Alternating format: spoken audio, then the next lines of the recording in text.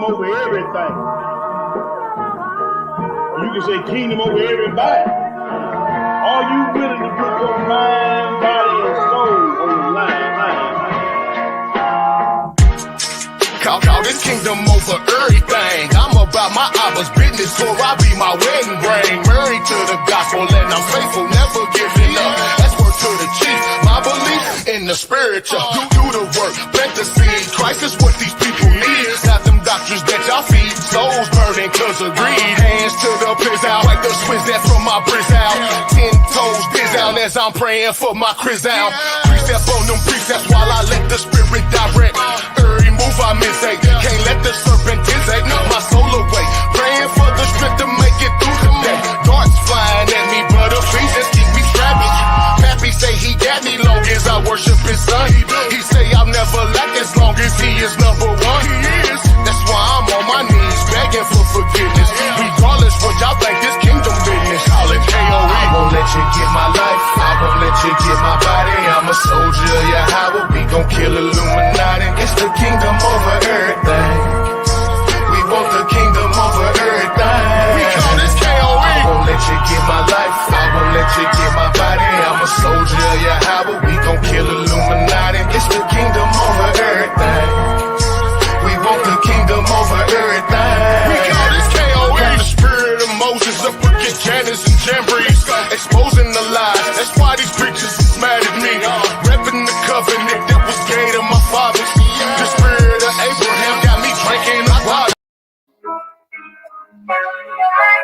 Strong beat. Like that Cardi.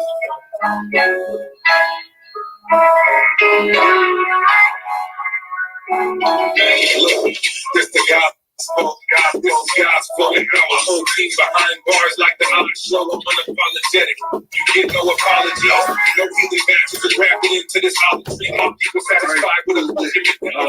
That's my boy Strong Decent, man. This president, he's in office, I'm in the market crashes. And you listen up, you guys say shoot is the target practice. Vandalism, straight to evangelism. I feel this mess with your head like a tumor and aneurysm. I ain't on the wall like I'm even gangsters. More attention, get drunk and glad you're cooking. I'm taking the mind, so my people call me a therapist. You can't get it, you wicked, and you a heretic. Take a look at history, Europeans and terrorists. They released the heresy at the Edomites for the emperor. I got blocked and Jupiter. The Lucifer falling on Jupiter. I'm surfing on the beach, call me tubular. Never complacent, maneuver like a boomerang. They say my food is bomb like Saddam, cause my shit is nuclear. It hurts united green light, so they murder Jake. Cause they know we the angels that built my first estate. They know see us waking up having a nervous break. So far will be the reason decreasing the murder rate. 19 years I come from the people hood. Wake up, Jacob, I'm wishing my people would. They calling the righteous wicked, they calling the evil good. Long bro, what? Long forward. Shalom, my prophet, my brother, share buddies. I read, Shalom. Like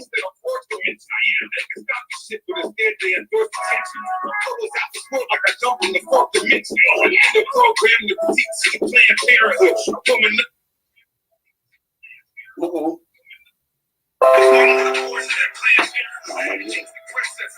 Speaking of one out of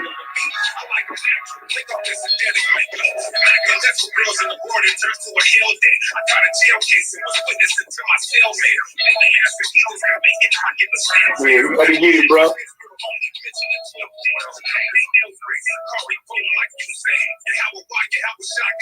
The true name. Changed like Marquette when I'm in the first. Woman in the truth. I used to play with heavy artillery wearing vests. Shalom, Bakaya Israel.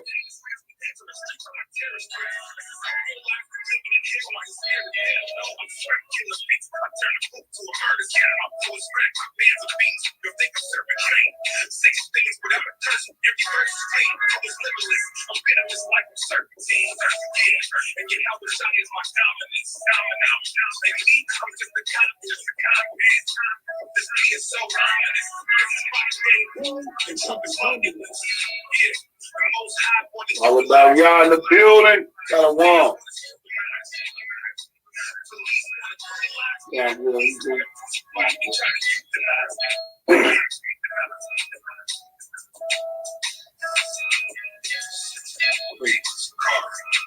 Just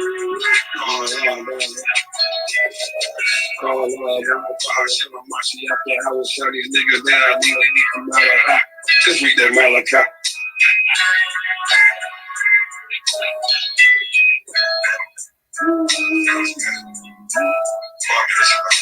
What's what?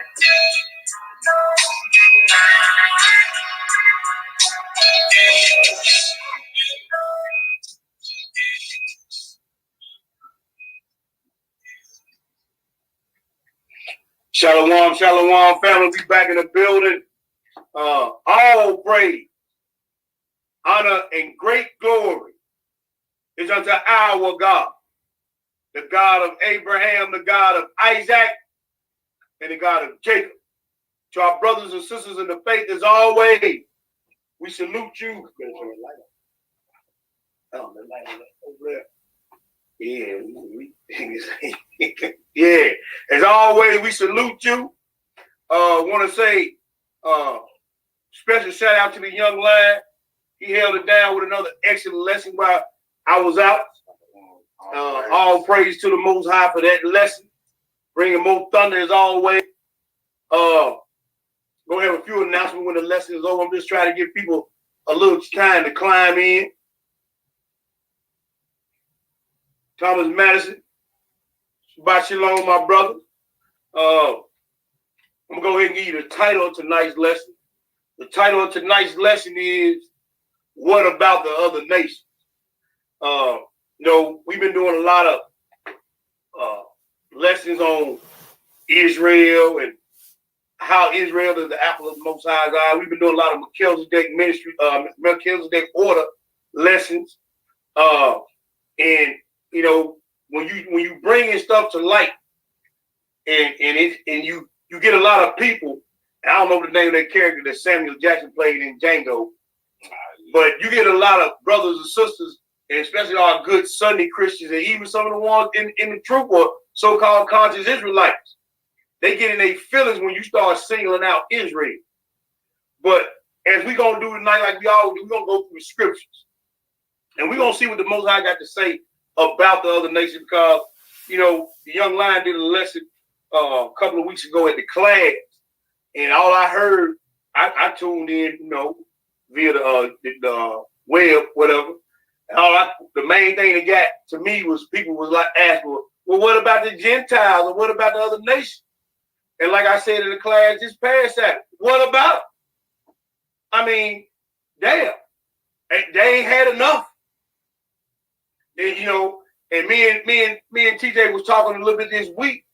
And when you go back and look at the history of the European nations, or you go back and look at the history of Ishmael, and you go back and look at the history of Esau, why is that the first thing to fly out of y'all mouth when you talk about Israel ruling and reigning? Right, the white man. Why is that the first thing to fly out of an Israelite mouth who've been under the thumb of the Gentiles since the Most High put us under their thumb, since Nebuchadnezzar? But every time you talk about Israel rising up and ruling, the first thing out of Israelite mouth, well, what about the Gentiles? Right. Yeah, like y'all start bringing up stuff that ain't even the topic of conversation. Right. Y'all start saying stuff like, we all gotta be right. Well, we understand that. That's why we hear in the scriptures. That's right. We understand we all gotta be right. But right now we talking about us coming together as a people. Mm-hmm. Why can't we just talk about that and it stay on that? Either the white man is being brought into play, or we understand that we all got to be right. It's Israelite. That's why we got the scriptures open. Come on, bro. Express yourself, bro. Go on. You know what I'm saying? I know you had a lot to say about the situation. Go on, keep on rolling, bro. And like, I ain't gonna say too much because I'm gonna do all my talking in the in the coming weeks. Okay. You know what I'm saying? Because when the situation happened, I held back. I really held back. Yeah. You know what I'm saying? Practicing the fruits of the spirit, gentleness. Yeah. You know what I'm saying?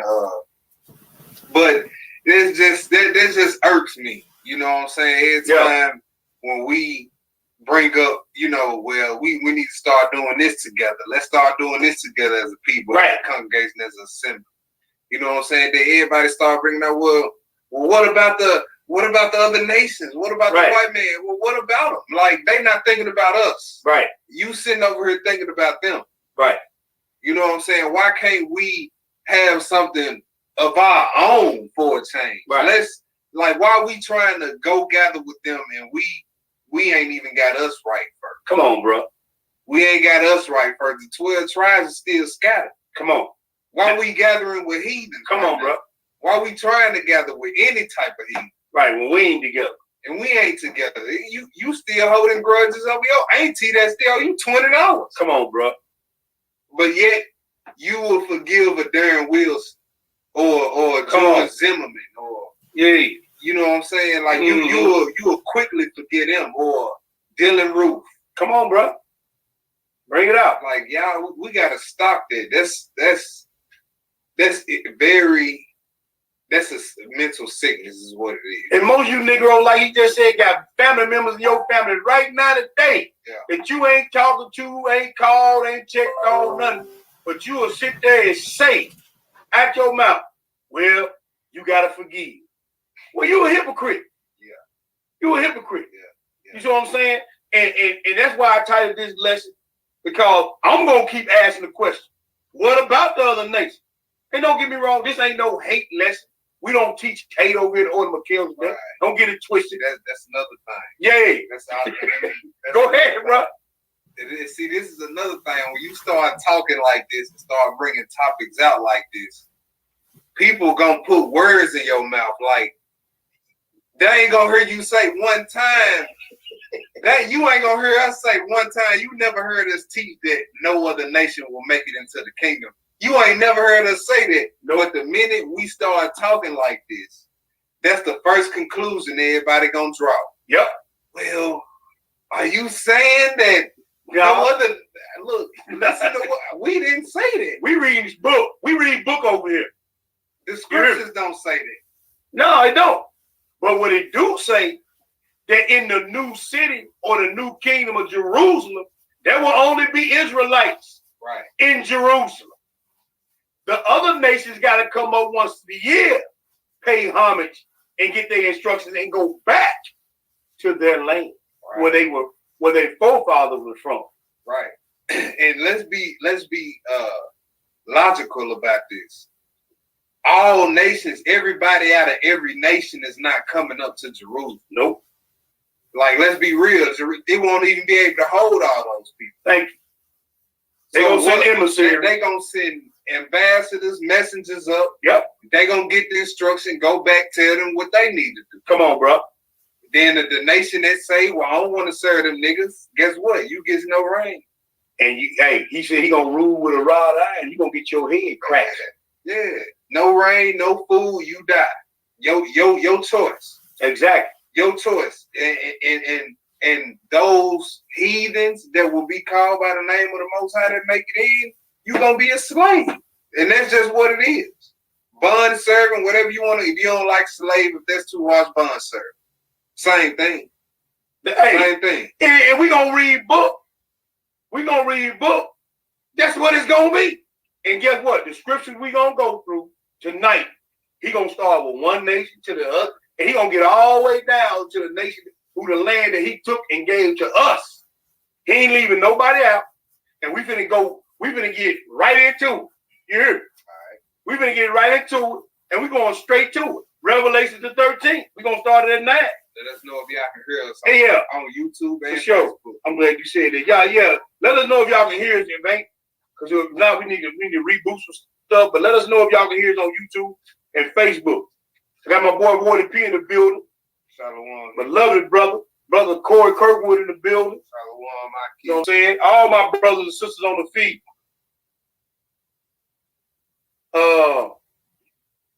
Okay, we good. Who's this? I know they ain't checking me. Shalom, whoever it is. How you pronounce it? You got better. Takara. Takara. Takara. I ain't even gonna try to put you. But y'all know, you know the sister or the brother, you know when you know. Yeah, you know what I'm saying? But anyway, let's get into the lesson. What about the nation? Shalom. Revelation 9, bro. Revelation 9, picking up Revelation 13, And we're gonna pick it up in verse 9, read 9 and 10. What do it say? And all that dwell upon the earth shall 13 and 9. 13 and 9. Yeah, you started. Okay. If any man have an ear, let him hear. So if any man has some understanding throughout this lesson, understand what we saying. We reading straight books. So if you gonna understand what the Most High is gonna put down through the scriptures, then absorb it. Absorb it. Go ahead and read. He that leadeth into captivity shall go into captivity. So he that put you in slavery is going into slavery. He that leadeth into captivity is going into captivity. Now, what is captivity? That's slavery. That's slavery. That's servitude. Now, I didn't write that. Right. And let's just take race. Let's take skin color off the table. Let's take black and white off the table. Come on, bro. Come on. But even if you do that, it still got to go back to that, because that's what this thing about, separating nations. That's what he said he gonna do. So let's take black and white off the table just for a quick second. Yeah, we're gonna run right back into it. You don't have to. Who went into the most brutal slavery ever known to man, and who led us into that slavery? Ishmael, Japhet, Edom. I mean, come on, like let's be real, let's be logical about this. Right. Like this ain't say this verse ain't got Israel in it. Nope. It just say he that leadeth into captivity shall go. So who is that? Just right. Of what you done seen after all these years and no history. Who is that? Right. That's the white man condition being reversed. He's going in the chain. That's it. So it said shall, not might, could be, or possibly. Right. Shall go into captivity. Finish reading, bro. It says, he that killeth with the sword must be killed. Might be killed. Must be. So every Gentile, Hamite, Ishmaelite, Edomite that been killed with the sword. Now, they dead and gone, most of them, except for the ones you got around today. But guess what? They see you got to take them fall too. So they must be killed with the sword. Continue to read, bro. Yeah. Here is the patience and the faith of the son. So just take comfort in these words. Now, I'm going to switch it up a little bit and get a precept. Go to Jeremiah 30 and read one verse, verse 16. Jeremiah 30. Yeah, because that's just you one verse in it. Okay, let's go to Jeremiah 30. They're going to read verse 16. Here go the precept to that. Jeremiah 30 and 16, what do it say, my young brother? Therefore, all they that devour thee shall be devoured. So everybody that they devour, physically, monetarily, biologically, whoever have devoured you, that is Jeremiah talking, right? So he's talking to Israel.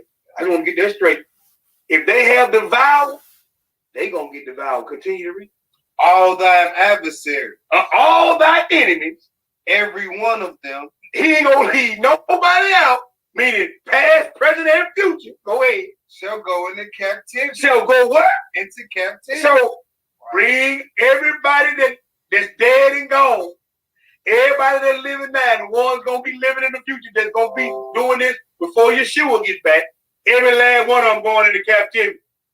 Not my word, the words of the Most High. Continue to read. And they that spoil thee shall be a spoil. Oh, all my money coming back, all my rank coming back, all my dignity coming back. Whatever you took from me, I need to get that back.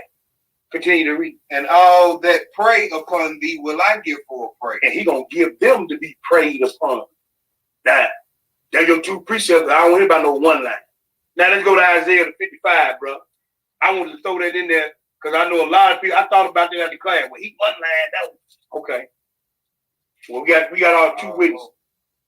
55, Isaiah 55. We're gonna read verses 10 and 11 because we just read it twice that they going into captivity. They're gonna be preyed on. Eh? Now, you think he lied? Read Isaiah 55 and start at that verse 10. What do you say? But as the rain cometh down and the snow from heaven, and returneth not thither. And return it. See the rain go down. It don't go back to where it came from. Continue to read. but watereth the earth and make it to bring forth and bud. So when the water comes down, he make the earth bring forth and bud. So the Most High word is gonna produce what he said it's gonna produce. Continue to read.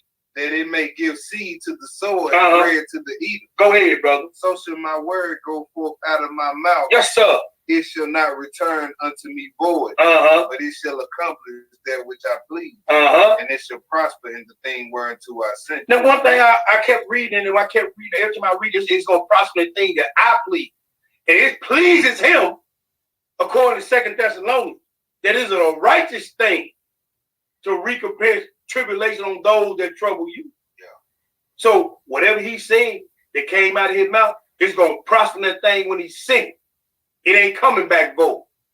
Now, I just wanted to get that straight. So when we talk about the Gentiles and the heathens going in Israelite and going into captivity, not our word, and it's gonna happen. It's gonna happen because he says it's gonna prosper, and it ain't coming back void. Let's go to the next place, bro. Let's go to Deuteronomy 32. Deuteronomy 32. Because it's high time, bro, that we stop always trying to soften the blows for other people, and ain't no blows been softened for us. Man, what?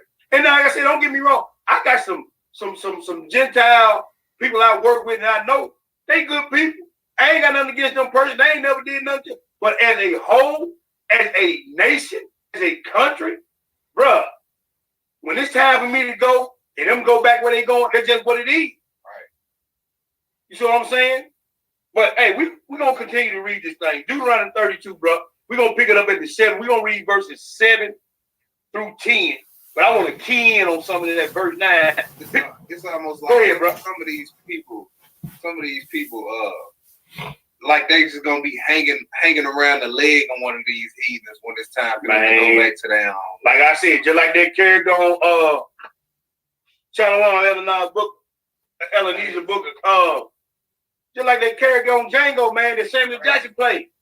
You know what I'm saying? Yeah. This joke got you in captivity, then killed your family member, and all that. You done seen all these slaves get beat and killed, and you crying over this dude, man. Right. Then hear us talking like this and be like, oh, that's hate. That look, we ain't cut none of they babies out of they women's wombs. Nope. We ain't use none of they babies for alligator bait. We just reading the scripts. We ain't took they babies freshly born out their mother womb and slam them on the ground. We ain't sodomized they men in front of they women. Nope. Castrated they men in front of they women and burnt them and hung them. Nope. We ain't done none of that. But the minute we open these scriptures and start reading the scriptures, everybody little weak feelings get hurt. Right. Oh, that just sounds like hate. Thou shalt not abhor the evil. Look, we ain't abhor nothing. That's these ain't all words. We just read. We reading straight book. We ain't did none of what they done to us. Nope. And he said they gonna get killed by the soldiers. That's right. They gonna be devoured. That's right. Our Stockholm syndrome. That's it, bro. That's exactly what it is. And then like I'm gonna tell you, like I told the class, your problem is not with the order of Melchizedek ministry. Right. Your problem ain't with none one of these brothers reading these scriptures. Your problem with the Most High, because we didn't write none of this. So if you got a problem with, matter of fact, don't even email me and nothing about no problem about what we saying tonight. Call it, go to the Most High with it, because I don't want to hear it, because I didn't write nothing in this book. I mean, if you ain't coming with no precepts, you don't even say nothing. That's what the scripts say anyway. That's it, bro. Speaking to the oracles of God, keep your mouth closed. Put your hand on your mouth. 32:7, bro. What do it say? Remember the days of old. Consider the years of many generations. Ask thy father, and he will show thee thy elder, and they will tell thee. Go ahead, bro. When the Most High divided to the nations their inheritance, he separated the sons of Adam. Separated the sons of who? Adam. So this go for everybody. And everybody got a specific inheritance in this word. So, not my words again, the words of the Most High, but go ahead and read. He set the bounds of the people according to the number of Israel. He set the bounds of the people according to the number of the children of Israel. So everything, and we got a lesson coming about the 12. You see what I'm saying? Everything in this world is set up on 12. Even when the Father kingdom come down, it's going to be the 12,000 years. We can prove that through the scriptures. Everything. You got 12 hours in a day, 12 hours in a night. You hear me? 12 months in a year. Everything is set up on Israel. And guess what? Even how the kingdom's going to be set up, ain't no 13th gate for the Gentiles or Hamites to get in there. You hear me? It's 12 gates, 12 foundations, 12 pearls, an angel at each gate, 12. So when you ask me what about the nation, they gonna take their ass back to where they belong. Then what about the nation? Right. Simple and plain. But Isaiah 13 say every man should flee back to his own land. That's it. That's what it is. He said, Including us. including us. So we going back to Jerusalem. We going back to Israel. He said he set the bounds of the people according to the 12 tribes of Israel. Continue to read, brother. And he set the bounds of the people according to the numbers of the children of Israel. Right? For the Lord's portion is his people. For the Lord's portion is his people. Go ahead and read. Jacob is the lot of his inheritance. Now I wanna look at that blue letter Bible style. Okay, in that verse 9, it said, "For the Lord's portion is his people." Then he said Jacob, right?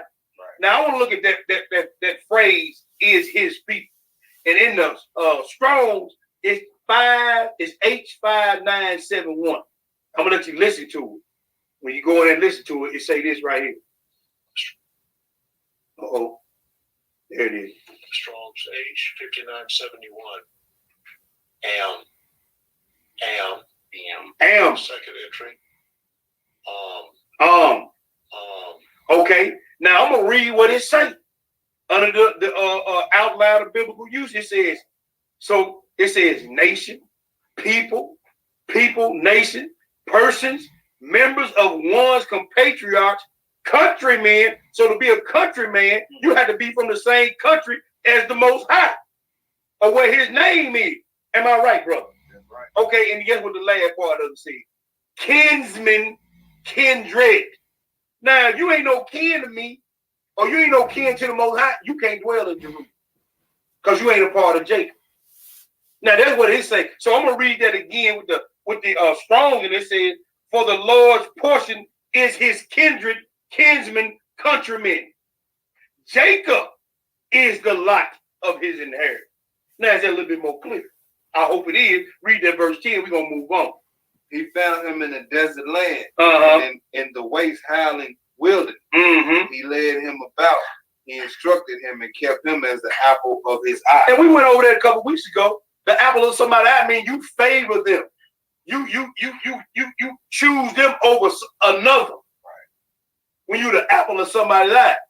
Now we can shut the door on the lesson right there, but we're gonna stop on this head of this snake till it can't breathe no more.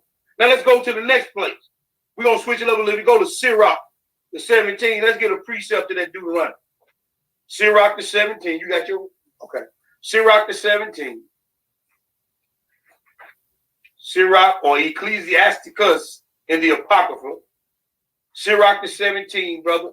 And we're gonna read verses 17 through 21. Sirach the 17.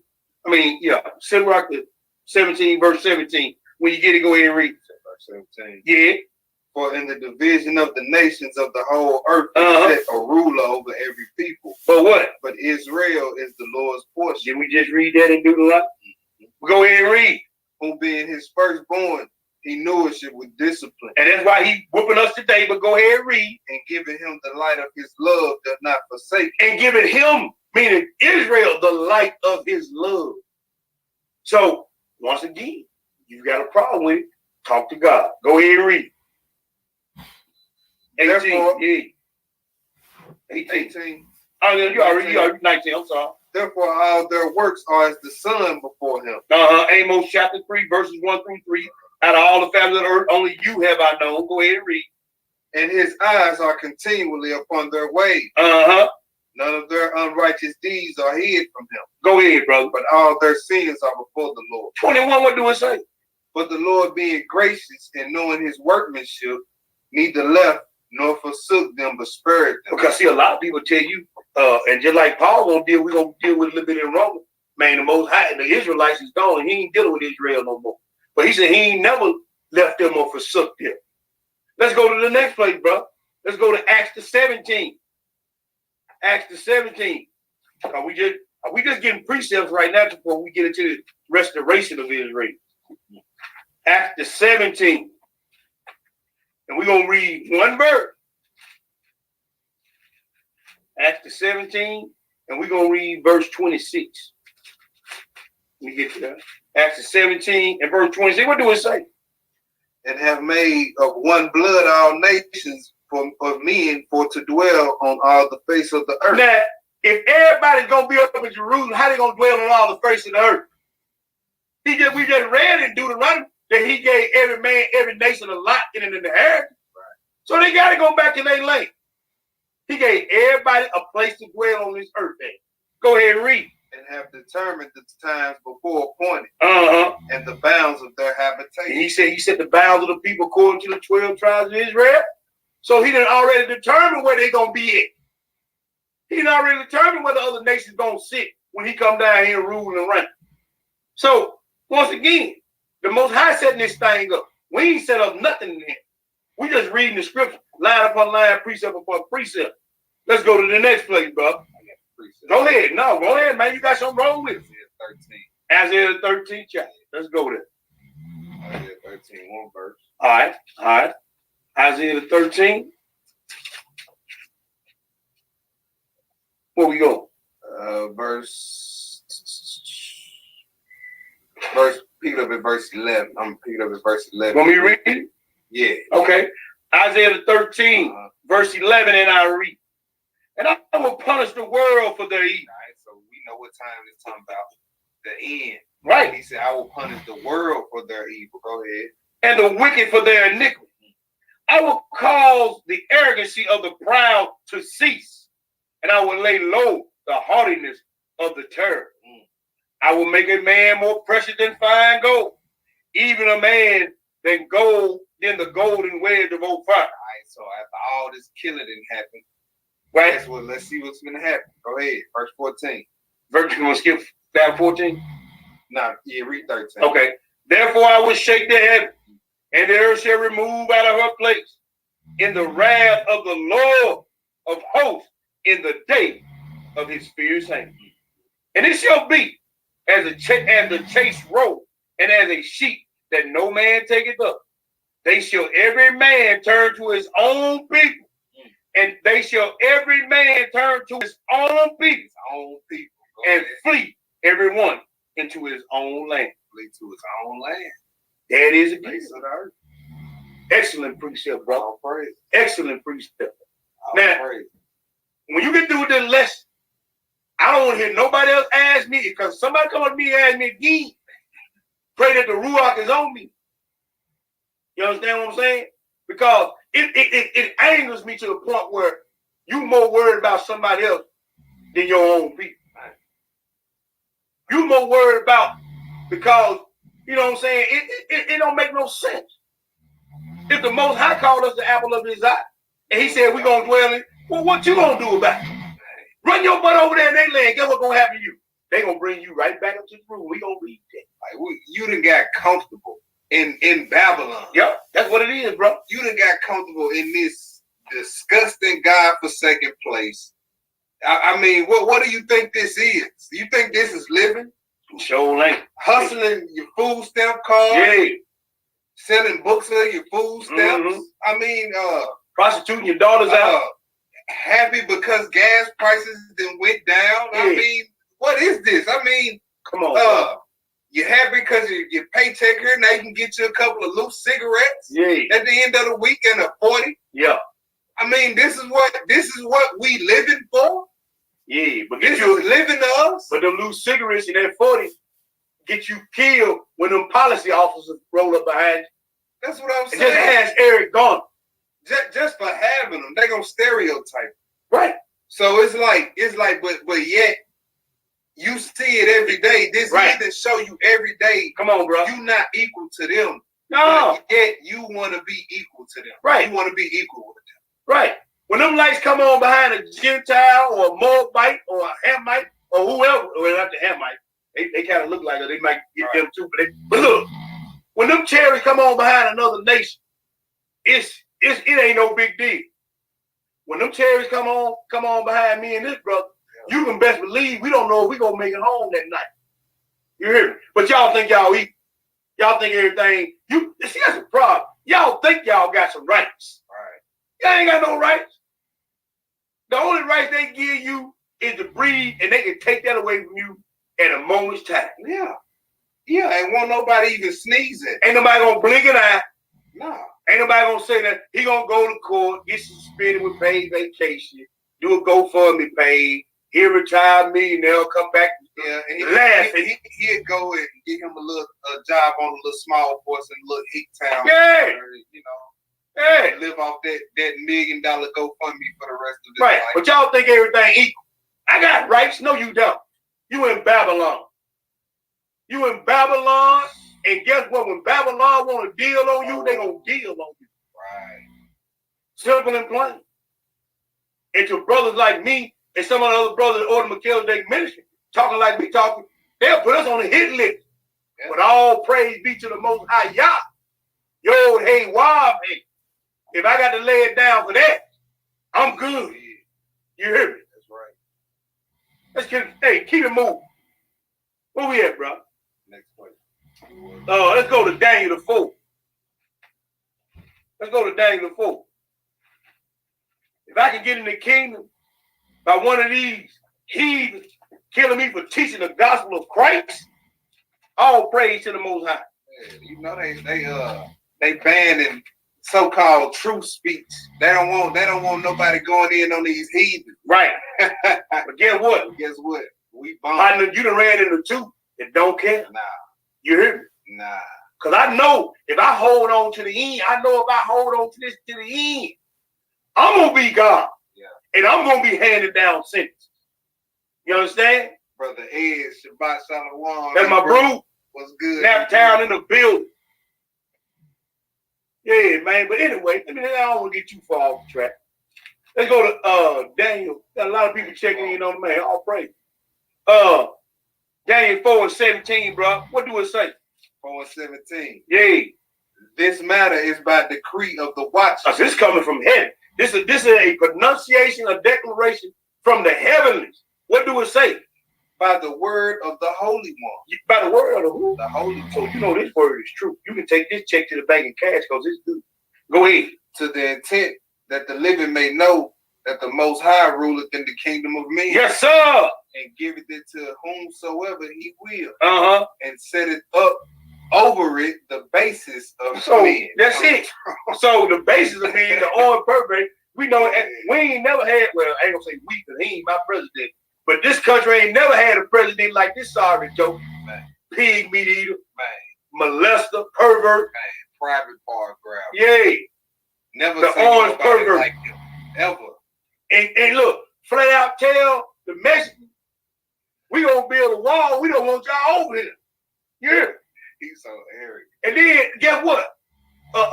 Make an open show of a Hebrew. Mm-hmm. Make an open show of a Hebrew. So, but y'all love these jokes. Y'all love them. And the book even tell you in Deuteronomy, you don't put nobody over you that ain't over your brother. That's Deuteronomy 17, 17. Yeah. 17. Man, he said, man, so all you Negroes out here vote. He said, look, if he ain't of your brother, you don't set him up over you. Right. That's scripture. Script say.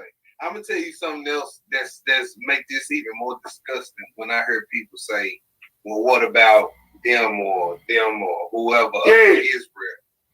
Is you got heathens in this hour reading this script, so calling themselves debunking Hebrew Israelites. Yeah, it sure is. I say That's what's even more disgusting. Like, and this who you cape for. This who you caping for. yeah.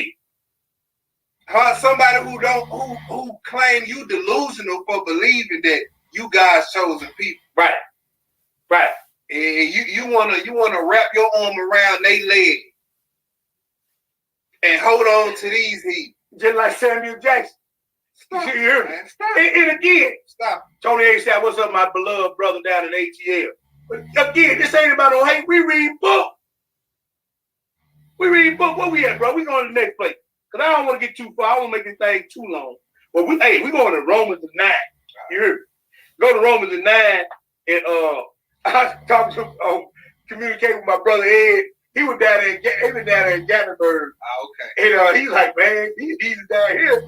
They ain't like that up in he said, he's down here looking in your eye. I said, hey, bro, you good? You down in the dirty south? You straight, man? They ain't gonna do nothing. But look, go to Romans 9. We're gonna read Romans 9. We're gonna read one verse. Then we're gonna go to Romans 3. We coming right back to Romans 9 to get the full brunt of Romans 9, and we're gonna read verse 14. Romans 9 and verse 14, bro. What do it say, bro? What shall we say then? What shall we say then? Is there unrighteousness with Yah? Is there unrighteousness with God? Yah forbid. Yah forbid. So whatever he decide to do, it ain't no unrighteousness in it. Right. He know what he doing. He don't need your input. He don't need, because see, our feelings gonna mess around and get us cut off. Your feelings and emotions can get you cut off. You don't believe me? When you if you ever get a chance, ask Brother Moshe when he hit that rock, because he got mad at them hard-headed Hebrews. The Most High told him, look, you can go over that mountain, die. You ain't gonna get in problem there. You go over there and look at it. See, you gotta be careful about your emotions. Well, you know, they got babies and they got kids too. I'm gonna tell you what he told Saul: kill man and woman, infant and suckling, ox and ass. Told Joshua, when you go in there and kill them 7 kings, hang their heads up outside their cave. Yeah. So ain't no unrighteousness in what he do, because he know everything and how everything moves. Right. And another thing, like he know the end game to every situation. Yes, sir. So, and we don't know that. That's something that we can't look and see, y'all. So right. we have to understand. Come on, bro. We start saying, tell it, bro. This ain't fair, or this don't sound fair. You know what I'm saying? We got to be careful. That's right, bro. We can't see how the Most High see. That's right. And hey, let's go to the next place. Y'all keep y'all marking in Romans 9, because we coming right back. I want to go here to prove another point. Go to Romans 3, and we're gonna read verses 1 and 2, and then we coming right back to the Romans 9. Is it all right, bro, my brother? All right, Romans 3, start at the 1. What do it say? What advantage then hath the Jew? Now Paul asked the question to these Romans. He said, what advantage then is it being a Jew or a Hebrew? What did he say? Or what profit is there of circumcision? Now, listen to the first part of what his answer is going to be. What's the first 3 words say, bro? Much every way. Much in every way. There's an advantage to being a Hebrew, much in every way. Just look around.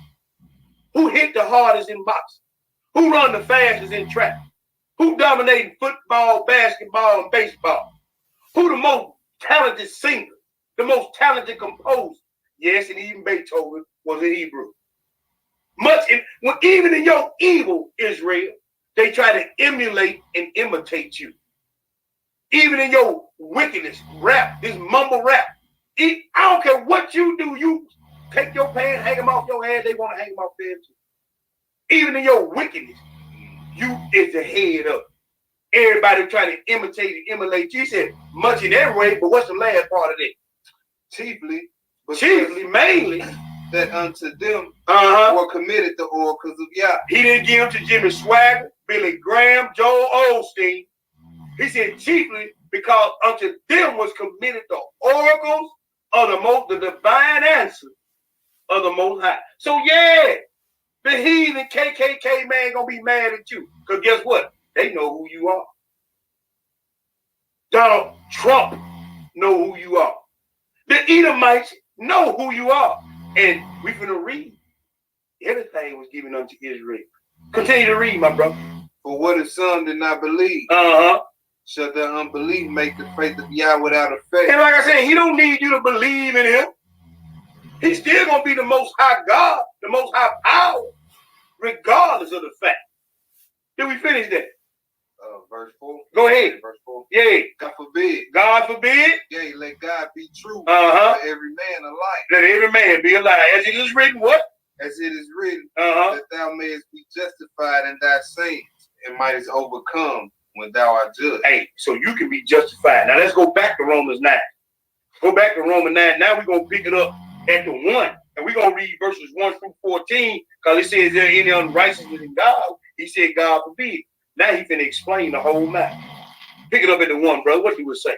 I say the truth in Christ, I lie not. Uh-huh. My conscience also bearing me witness in the Holy Ghost. Yes, sir. That I have great heaviness and continual sorrow in my heart. Uh-huh. For I could wish that my soul were accursed from Christ, for my brethren, my kinsmen, according to the flesh. According to spiritual.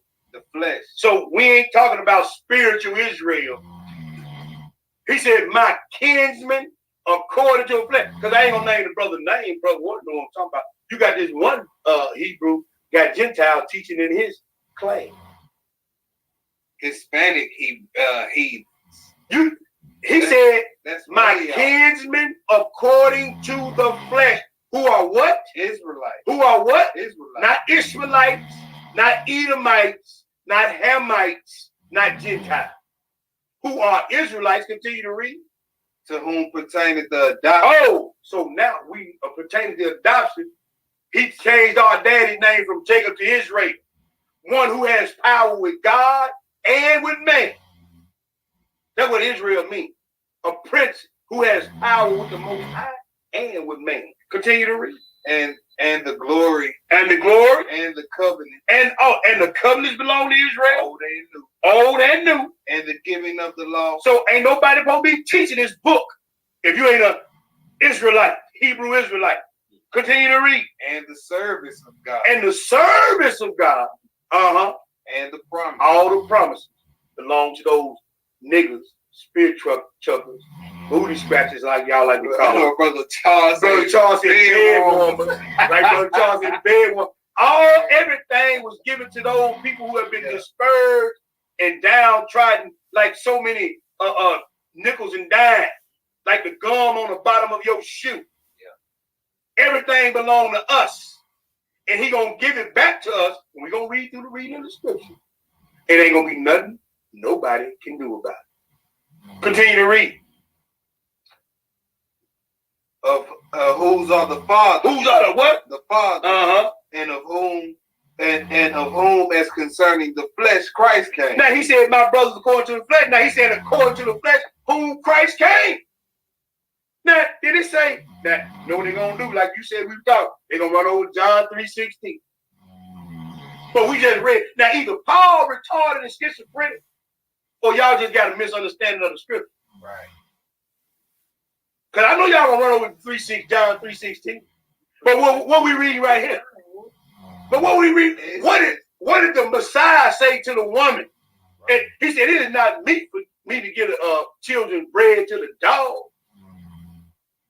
So you better get a better understanding of what you've been reading and understand this school of thought that you've been in. Right. Because I heard one of the sisters say, well, we all God's children. You can't read that. You can't read that. And then see that's a misconception from Christianity. That's all it is. That's all it is, bro. That's all it is. It's all it is. And then see, my thing, he said, according to the flesh, he said, now Christ came for those ones. Read that again, bro. It says, and of whom as concerning the flesh, Christ came. Christ came. He said, I have not come but to the lost sheep of the house of Israel. Continue to read. Who is over all. Who is over all? God bless forever. Amen. Go ahead and read. Not as though as the word of God have taken none effect. Uh-huh. But they are not all Israel, which are of Israel. They are not all Israel, which are of Israel. Brother Israel. Go ahead, bro. Neither because they are of the seed of Abraham. Israelites. Are they all children? But what? But in Isaac shall thy seed be called. But in Isaac shall thy seed be called. Continue to read. That is. Uh-huh. They which are the children of the flesh. These are not the children of God. But we are all children of God. That ain't what this just said. Right. Continue to read. But the children of the promise are counted for the seed. But the children, now did we just read all the promises given to Israel? Yeah. But the children of the promise are given. Continue to read, my young brother. But this is the word of promise. But this is the word of promise. At this time will I come, and Sarah will have a son. Yes, sir. And not only this, Uh-huh. when Rebecca also have conceived by Yay. one, Yay. even by our father Isaac, Yes, sir. for the children being not yet born. Now, this is key. This is key. We get into this election and predestination right now. Continue to read. For the children not being born. Neither having done any good or evil, Uh-huh. that the purpose of Yah according to election might stand, Uh-huh. not of works, but of him that called. Now, here you have the Most High making a decision on who gonna rule and reign and all the promises and covenants go to before these kids was even born. He said, the children not being yet born, neither having done any good or evil, but according to the election, it's whom the Most High selects. Not your feeling, not your understanding, not what you want to do, but whom the Most High selects. I'm blessed, this brother blessed to be in that election. If we hold on to the end, we're going to receive the promises, the covenants, the giving of the law, the service of the Most High God, and the glory. Come on, read about this glory in a little bit. But continue to read. It was said unto her, the elder shall serve the younger. Who did she go and acquire of? The Lord, didn't she? He said the elder going to serve the younger. Go ahead and read. As it is written, Uh-huh. Jacob have I loved, Yes, sir. Esau have I hated. And you can go read that over there in Malachi 1. But go ahead and read. What shall we say then? Uh-huh. Is there unrighteousness with God? What? God forbid. God forbid. So, and read that 15. For he said to Moshe, I will have mercy upon whom I will have mercy, and I will have compassion on whom I will have compassion. These are the Most High's choice. This is the Most High's choice and his judgments. It's up to him. He decides. Now, you good heathen that want to donate to the cause, we ain't turning away no donation. You good heathen that want to come up under Israel's umbrella as far as serving Israel, we ain't messed up about that either. We ain't telling you you can't get in the kingdom. We telling you that we gonna help the Messiah run the kingdom, and y'all gonna do what we tell y'all do, or you gonna get that rod iron on your head. And if you want to do even more good for the Israelites, go back and tell your people judgment is coming. That's all I'm saying. Just go back and tell them, man, y'all been leaving folks alone. Judgment is coming. They ask you, well, what they supposed to be doing if they want to get salvation. Then you tell them. You tell them how they get salvation. They ain't happy with that. They complaining about that. Hey, bro, you bend your knee to the God of Israel through the law, statutes, commandments. But at the end of the day, you going into captivity and you going back to your own land. Exactly. Simple and plain. Simple and plain. They ask you, you tell them. They ain't got a problem with that. And these milling mouth Negroes around here, y'all gonna keep on and get yourself cut off. You keep that milling mouth from going on. And we gonna show that in the lesson too. But anyway, let's go to the next place, bro. You read that 15 right there. All right, let's go to second Esdras. We're gonna get some precepts on that. You hear me? Second Esdras, the 6th, man. And we're gonna read 6 through 9. Second Esdras in the Apocrypha. Get this precept, second Esdras. And you know, it's funny to me how we can read the same book and read the same text. And everybody still has the question, well, what about the other nation? Well, we finna see. Second Esdras the 6th. Because we finna read a couple of things in this second Esdras. We're gonna do the 6th, man. We're gonna read 6 through 9. Second Esdras chapter 6. Verse 6, what do it say, my young brother? Then did I consider these things, Mm-hmm. and they were all made through me alone, and through none other. Yes, sir. By me also they shall be ended, and by none other. Now, this is the Most High talking to Esdras through the angels.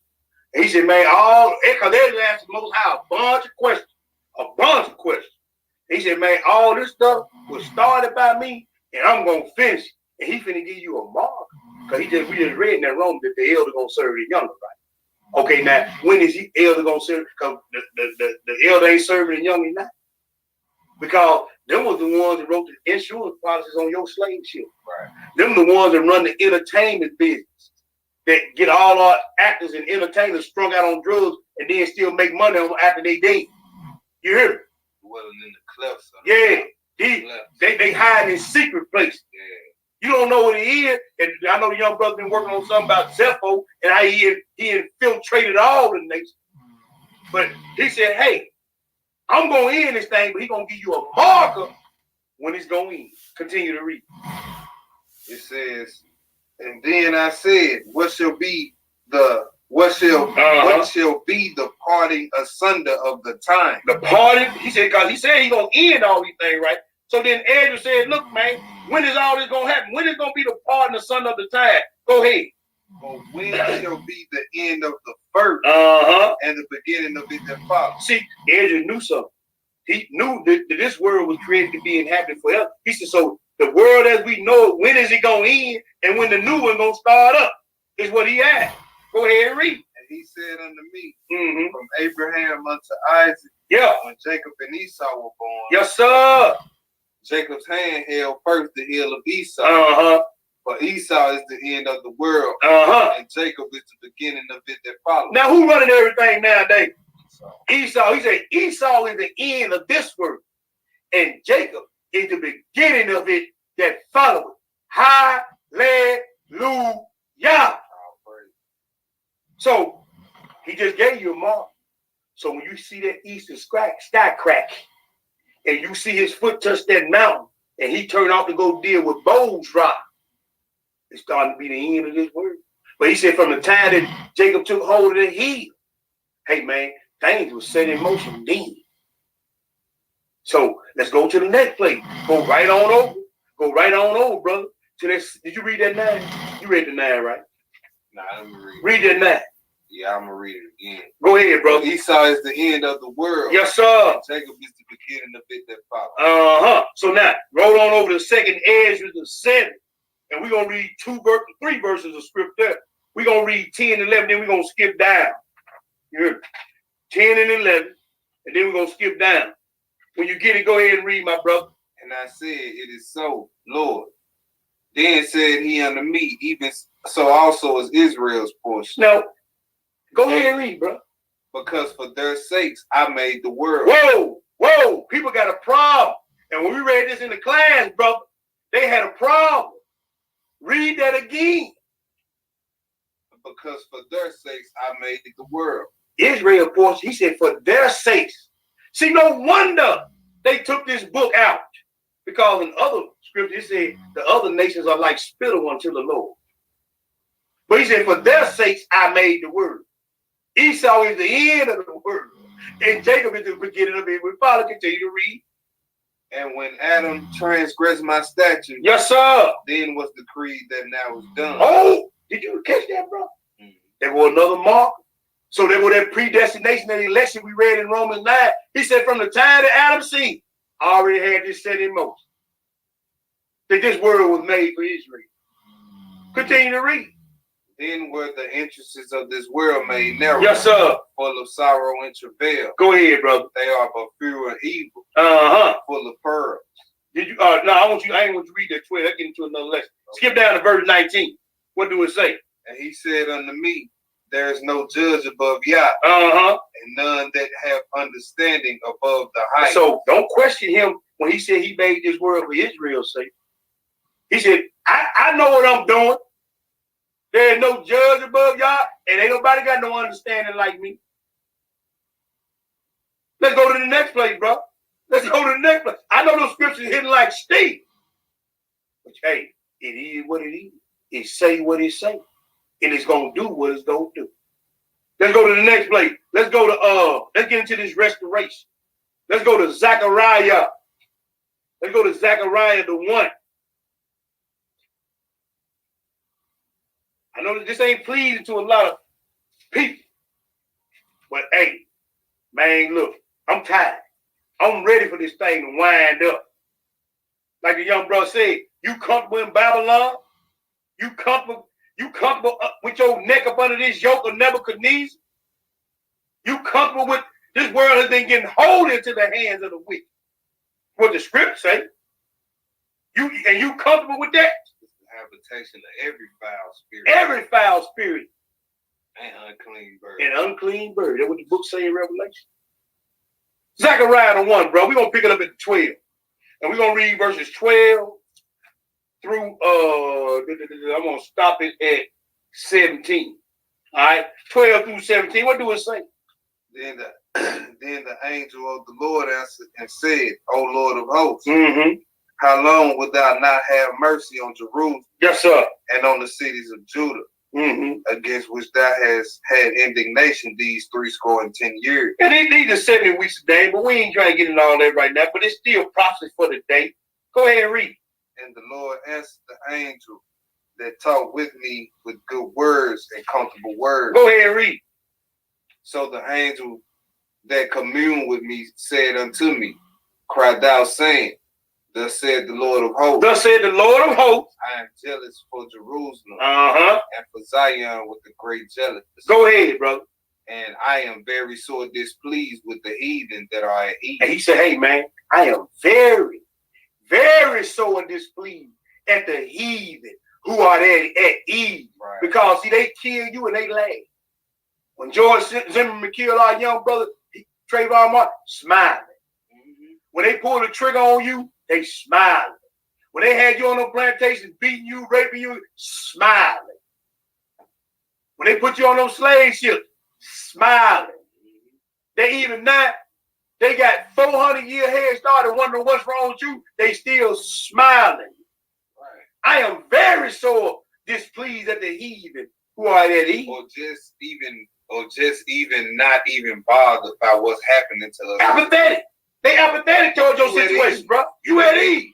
When they didn't have nothing to do with me, He's displeased. he displeased at your apathy. You apathetic, you nonchalant. Right. Like you unbothered by what's constantly happening to the children of Israel. He said, look, man, I'm displeased at the heathen that are at ease. And bro, care more about some dogs in a backyard tied up than they do it, bro. Yeah, y'all throw a whole funeral for a damn dog. It get hit by a car, Right. but a Hebrew get mowed down in the street, and it's nothing. You at ease about it. He said he displeased about that. Yeah. And blessing brother, my brother, beloved brother Malachi McAfee in the building. What it do, Hebrew? Yes, sir. But continue to read, bro. It says, for I was but a little displeased, Uh-huh. and they helped forward the affliction. Did you hear that? He said, I was just a little displeased. But you done more than what I told you to do to my people. You see what I'm saying? He put us in slavery. He put us under our necks up under that yoke of Nebuchadnezzar. But man, y'all done went too far with this thing. Right. He said, I was just a little displeased, but you have helped forward the affliction. So they're going to be payback. Continue to read, my brother. Therefore, thus said the Lord, Uh-huh. I am returned to Jerusalem. Yes, sir. Mercy. With what? Mercy. Uh-huh. My house shall be built in it, Yeah. said the Lord of hosts. So his house going to be built where? In Jerusalem. Go ahead and read. A line shall be stretched forth upon Jerusalem. Uh-huh. Cry yet, saying, thus said the Lord of hosts, my cities through prosperity shall yet be spread abroad. Uh-huh. And the Lord shall yet comfort Zion, And can do what? and shall yet choose Jerusalem. And shall yet choose Jerusalem. So we know where he gonna set up there. Now we're gonna find out later on in the lesson how it's gonna be set up. But let's go to the next place. Let's go to 2 Thessalonians. Let's go to, because we read over there in Revelation, he that leadeth into captivity must go into captivity, right? Yeah. Then we read in Jeremiah 30, the one that in the devoured gonna be devoured, ain't we? Read that, didn't we? Ain't nothing we say it was. Right. He said, and the one that was preyed upon you, you gonna be for a prey. Now we're gonna read what the, so now we're gonna go see what Shaul got. But no, everybody love Paul. Because Paul just is nice and soft. And Sunday Christian. Yeah, he just nice and soft, and he included everybody. Right. But that's what they think. That's what you think. But you don't know Paul, right? Peter told you his words and his teachings are hard to be understood. And if you want to learn in the scripture, yeah, you're going to twist it to your own instruction. Yeah, then when it come down to like Gentiles and all that. Come on, bro. I wonder, all the time reading Paul through the years, I always wonder why he would refer to his ministry to the Gentiles as a mystery. Like why he always called it a mystery. And oh boy. Right. My brother did in Syria. Yes, sir. Yes, sir. He did. Excellent series. Y'all need to look at it. And then, man, look, if you just read the scripture for what it is, he said he got the ministry of what? Reconciliation. Ain't no heathen ever been part of the covenant, so how can you be reconciled to the covenant? Right. He said he got the mystery of reconciliation. You better find out what you've been reading. Right. You better get some more understanding. Man. You better dig deep in these scriptures. Because can't nobody backslide but Israel. If you ain't got, how you gonna backslide? You ain't got nothing to backslide from. Exactly. Second Thessalonians, bro. We're going to chapter 1, verse 6. We're going to read verse 6 through 8. What do it say, man? Now, it's Paul now. I want to reiterate that. This is Paul talking. Now, I'm going to say it again. And was the heathens in chains at this time? Mm-hmm. Had the heathens been scattered at this time? Okay, so now we finna find out who Paul talking to in Thessalonica. Go ahead and read. Seeing it is a righteous thing with Yah to recompense tribulation. Tribulation. To what? To them that trouble. It's a righteous thing for the Most High to recompense tribulation to those who have troubled you. He that leadeth into captivity must go into captivity. Right. He that killeth with the sword must be killed with the sword. Those that have devoured you shall be devoured. Those who have preyed upon you gonna be full of prey. It is a righteous thing. We read in that Romans 9. Hey, is there any unrighteousness with the Most High? God forbid. It's a righteous thing for him for the big payback. Yeah. Go ahead and read. And to you who are troubled, rest with us. Rest with us in this thing. Go ahead. When the Lord Yahweh shall be revealed from heaven with his mighty angel. Oh, now we know when this tribulation gonna start. See, you gonna go through the 3.5 years of tribulation, but he finna bring down problems like it ain't never been rained down. When he come back with his mighty angel, for Esau is the end of the world. Yeshua sprang out of Judah. For Esau is the end of the world, and Jacob is the beginning of it which follows. So when he come back with his mighty angel, it's gonna be a righteous thing for him to have blood up to the horse's bright. It's gonna be a righteous thing. You understand what I'm saying? When he said, "Who is this coming back from Bow's rock with his garments dipped in blood?" It's gonna be a righteous thing when the mountains look like they're gonna be melting with blood. You hear me? It's gonna be a righteous thing when he say, "Come up hither." It's gonna be a righteous thing when he said, "All Israel in their land." This sounds like hate speech. No, that we read straight book. He said when he come with his angels, then he said, "Hey, he gonna bid you to come to," and he said he gonna have the bird and the beasts of the field come eat up all the bodies. And then the scripture also go on and say, even after that, they still gonna be burying bodies for 7 years. See, this is a righteous thing that's gonna happen. You don't get peace by saying, "Man, you know, y'all did my people wrong." No, I'm gonna split your wig. Your mama's wig, your daddy's wig, and your kid's wig. Yeah. That's just what it is. Isaiah 11, the 11th chapter says, Israel and Ephraim shall lay hands on Edom and Moab. Yes, sir. Ammon shall be in subjection unto us. Hey, That's what prophecy that ain't happening yet. So it ain't happening. when is that gonna happen? We just read it. When he come back with his mighty angel. Continue to read, my young brother. It says, in flame and fire taking vengeance on them that know not Yah. You hear that, don't you? With flame and fire taking vengeance on them that know not the Most High God. So, hey, we reading book. Now, let's go back to Deuteronomy 32, brother.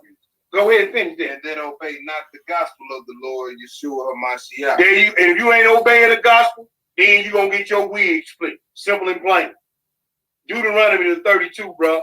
And while you pulling in there, I got to pull up some again in that blue letter. Deuteronomy 30, no, not yet. Deuteronomy 32. Now, this time we're going to pick it up at 41. We're going to read 41 and we're going to read 41 through 43. Deuteronomy 32, 41 through 43. 41 through 40. Yeah, I know it sounds like hate speech, but one thing you can't never say, that these brothers was talking out top of their head, we reading books. So if it's hate speech, I'm gonna say it again. Take it up with the Most High. I don't want to hear it. Deuteronomy 32:41, bro. What do it say? If I wet my glittering sword, Here you go. Man, he sure talking about a lot of violence. man, He sure talking about a lot of violence. If I wet my glittering sword, continue to read. and my hand take hold on judgment, Uh-huh. I will.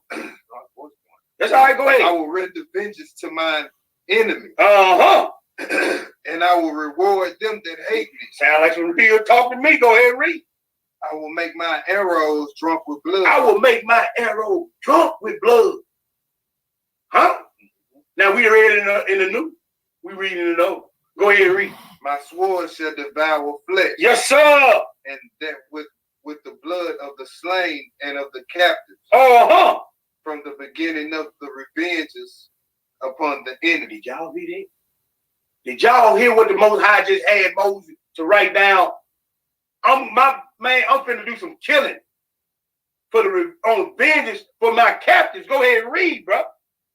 Rejoice, O ye nations, with his people, Uh-huh. for he will avenge the blood of his He servants, will avenge the blood of his servants. and will render vengeance to his adversaries, Uh-huh. and will be merciful unto his land And to who? and to his people. Now we just read who his people was in that Romans, didn't he? He said he's gonna be merciful to them. Now let's get another precept of that real quick, TJ. Go to Isaiah 34. Isaiah 34. Real quick. You're gonna get another quick precept because I don't want to hear about no one-liner, man. Well, you took that out of context, brother. Okay. Now, this Isaiah talking to Israel right here. Isaiah 34, brother. Read verses 5 and 6. You're just gonna read 2 verses. Go ahead. For my sword shall be bathed in heaven. Uh-huh. Behold, it shall come down upon Idumea. Upon who? Idumea. Edomites. It shall come down upon Idumea. Continue to read. And upon the people of my curse to judge. Oh, so now we know who the curse of the judgment is. Go ahead and read. The sword of the Lord is filled with blood. The sword of the Lord is filled with blood. It is made with fatness. It is made with fat. it is made fat with fatness and what? And with the blood of lambs and goats. Oh, so now then we read it, just read that Deuteronomy. His end. So if you're an Israelite and you ain't with this truth and you ain't came up under the bond of covenant, because he said he gonna set the lambs on one side and the goats on another. Now he said with the blood of lambs and of goats. Go ahead and read. For the Lord have a sacrifice in Boz. He said, for the Lord have a sacrifice in the land of Edom. And what? And a great slaughter in the land of Idumea. And a great slaughter in the land of Idumea. There was one nation he didn't call out down. He finna call some more down. Did you finish that? Yeah, that was it. All right, let's go to the next place. Let's go to the next place. Let's go to Isaiah 45. Go right on over to Isaiah 45. And while you're getting it, I'm going to pull up some on the blue letter. I want to make something clear on that too. Isaiah 45. And we're going to pick it up, bro, at the, we're going to pick it up at the 14. We're going to read 14 through 25. When we get down to verse 17, I want to break something down. We're going to break something down. But go ahead. When you get it, go ahead and read, bro. 14. Yeah, Isaiah the 45. Pick it up at the 14. What do it say? Thus said the Lord, Uh-huh. the labor of Egypt. The labor of who? Egypt. Your first captives. Go ahead and read. And merchandise of Ethiopia. So now he's dealing with all these Hamites. Now we just got to read by Idumea, Edom. Now he's dealing with the Hamites. Go ahead and read. And of the saints, Uh-huh. Mm-hmm. Shall come over unto thee. Shall do what? Shall come over unto Uh-huh. thee, and they shall be thine. And they shall be thine. He said they gonna come over to you, and you gonna own them. They gonna belong to you. Go ahead and read. They shall come after thee. They shall come after thee. In chains. In what? In chains they shall come. Now, over. when you own somebody, they in chains. What do they make them? Slave. They make them slaves. So yeah, hit that. Just hit code program. Yeah, hit that code. So if the Hamites is coming over in chains, they gonna be yours. That make them your slave. Right. Simple and plain. Now I didn't write that. Right. So he gonna kill Idumea because you go over there reading it over there. They gonna cut the whole house of Esau off by slaughter. Mm-hmm. You hear me? Now he's gonna get these Hamites, the one that sold you to the Gentile and sold you to Edom, now he finna get them. Yeah. They put you in chain, now he finna reverse the curse. They going in chain. Go ahead and read.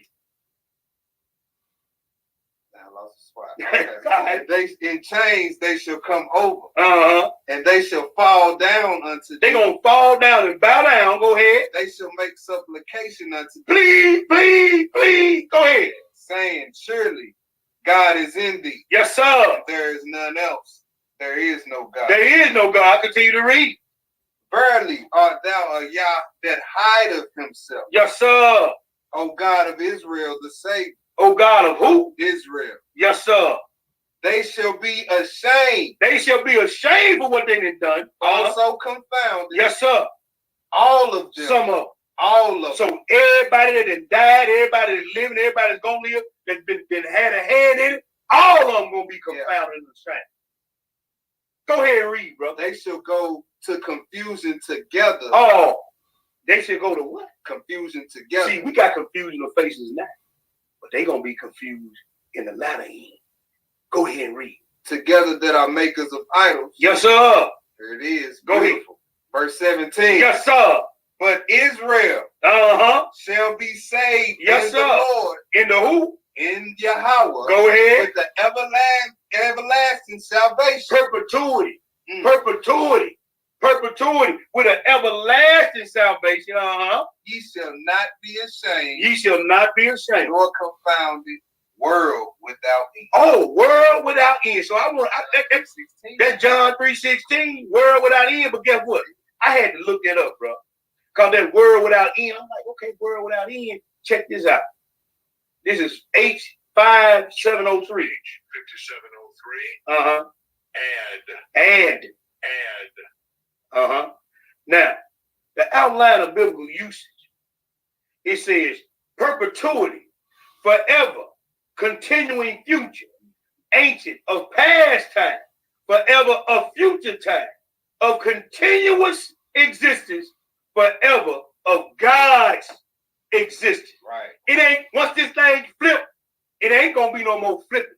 So the world of Israel gonna rule forever. Forever, in perpetuity. World without end. World without end. The society of the Israelites. Yeah. Gonna rule forever. Yeah. Hallelujah. With our high priest and our father gonna be come down here, man. Hallelujah. So now you reading this just like I'm reading. Now he dealt with Idumean, he dealt with the Hamites. We gonna get to the Gentiles in a minute, because that's what everybody wanna, these good Negroes want. Well, what about the Gentiles? So we're gonna get to them too. Continue to read, bro. That was verse 17. Yeah, 17. Read that 18. 18. Yeah, we're going down to 25. For thus said the Lord that created the heavens, Uh-huh. God himself that formed the earth and made it. He hath established. He created it not in vain. That's right, brother. He formed it to be inhabited. And it's gonna be inhabited. Go ahead. I am the Lord, and there is none else. There is none else. Go ahead. I have spoken in secret. I have not spoken. I have not spoken. So he ain't trying to hide this. Go ahead. In a dark place of the earth. I said not unto the seed of Jacob. Seek ye me in vain. Man, something wrong with your Bible. Because he said, I said not unto everybody. Nah, unto the seed of To Jacob. the Gentile. To the seed of Jacob. Hamite, Seed of Jacob. Edomite. Jacob. Okay. He said, I said not unto the seed of Jacob. What? Seek ye me in vain. I, the Lord, spake in righteousness. Yeah. I declare the things that are right. I declare the things that are right. So don't holler at me about what about the Gentiles? What about them? He said he declared the things that are right. And it's right in his eye that we run it. Now, go ahead and read, bro. Assemble yourselves and come. Yay. Draw near together. Ye that are escaped of the nation. Escaped of the who? Nation. Now, who is that? Sound like Israel to me. Go ahead and read. They have no knowledge that that set up wood of their graven image. Right. And pray unto a God that cannot save. Yeah, they do it all the time. Go ahead and read. Tell ye and bring them near. Yea, let them take counsel together. Yea. Who have declared this from ancient times? Who had declared this from ancient time, even before the world was created? Psalm 55, man, he said, me and the Father took sweet counsel together. You hear? He said, man, I walk with him in company, man. Go ahead and read. Who have told it from that time? Yeah. Have not I the Lord? Have not I, the most high, yo, they wild, hey. Go ahead and read. And there is no God else beside me. No, sir. Go ahead. A just God and a Savior. A just God. So this is just in the eyes of the Most High. Go ahead and read. There is none beside me. There is none beside me. Look unto me. Uh-huh. Be ye saved. Yeah. All the ends of the earth. For I am God. Uh-huh. There is none else. There is none else. I have sworn by myself. I have sworn by myself. The word is gone out of my mouth. It's righteous. Now, we read that Isaiah 55. When the word go out of his mouth, it ain't coming back, boy. He said, the word is going out of my mouth in righteousness. Finish that out. That's all right. And shall not return. And shall not return. That unto me every knee shall bow, and Yes, every sir. tongue shall swear. And every tongue shall swear. Surely, Surely. one say, Uh-huh. in the Lord I have righteousness and strength. Yeah.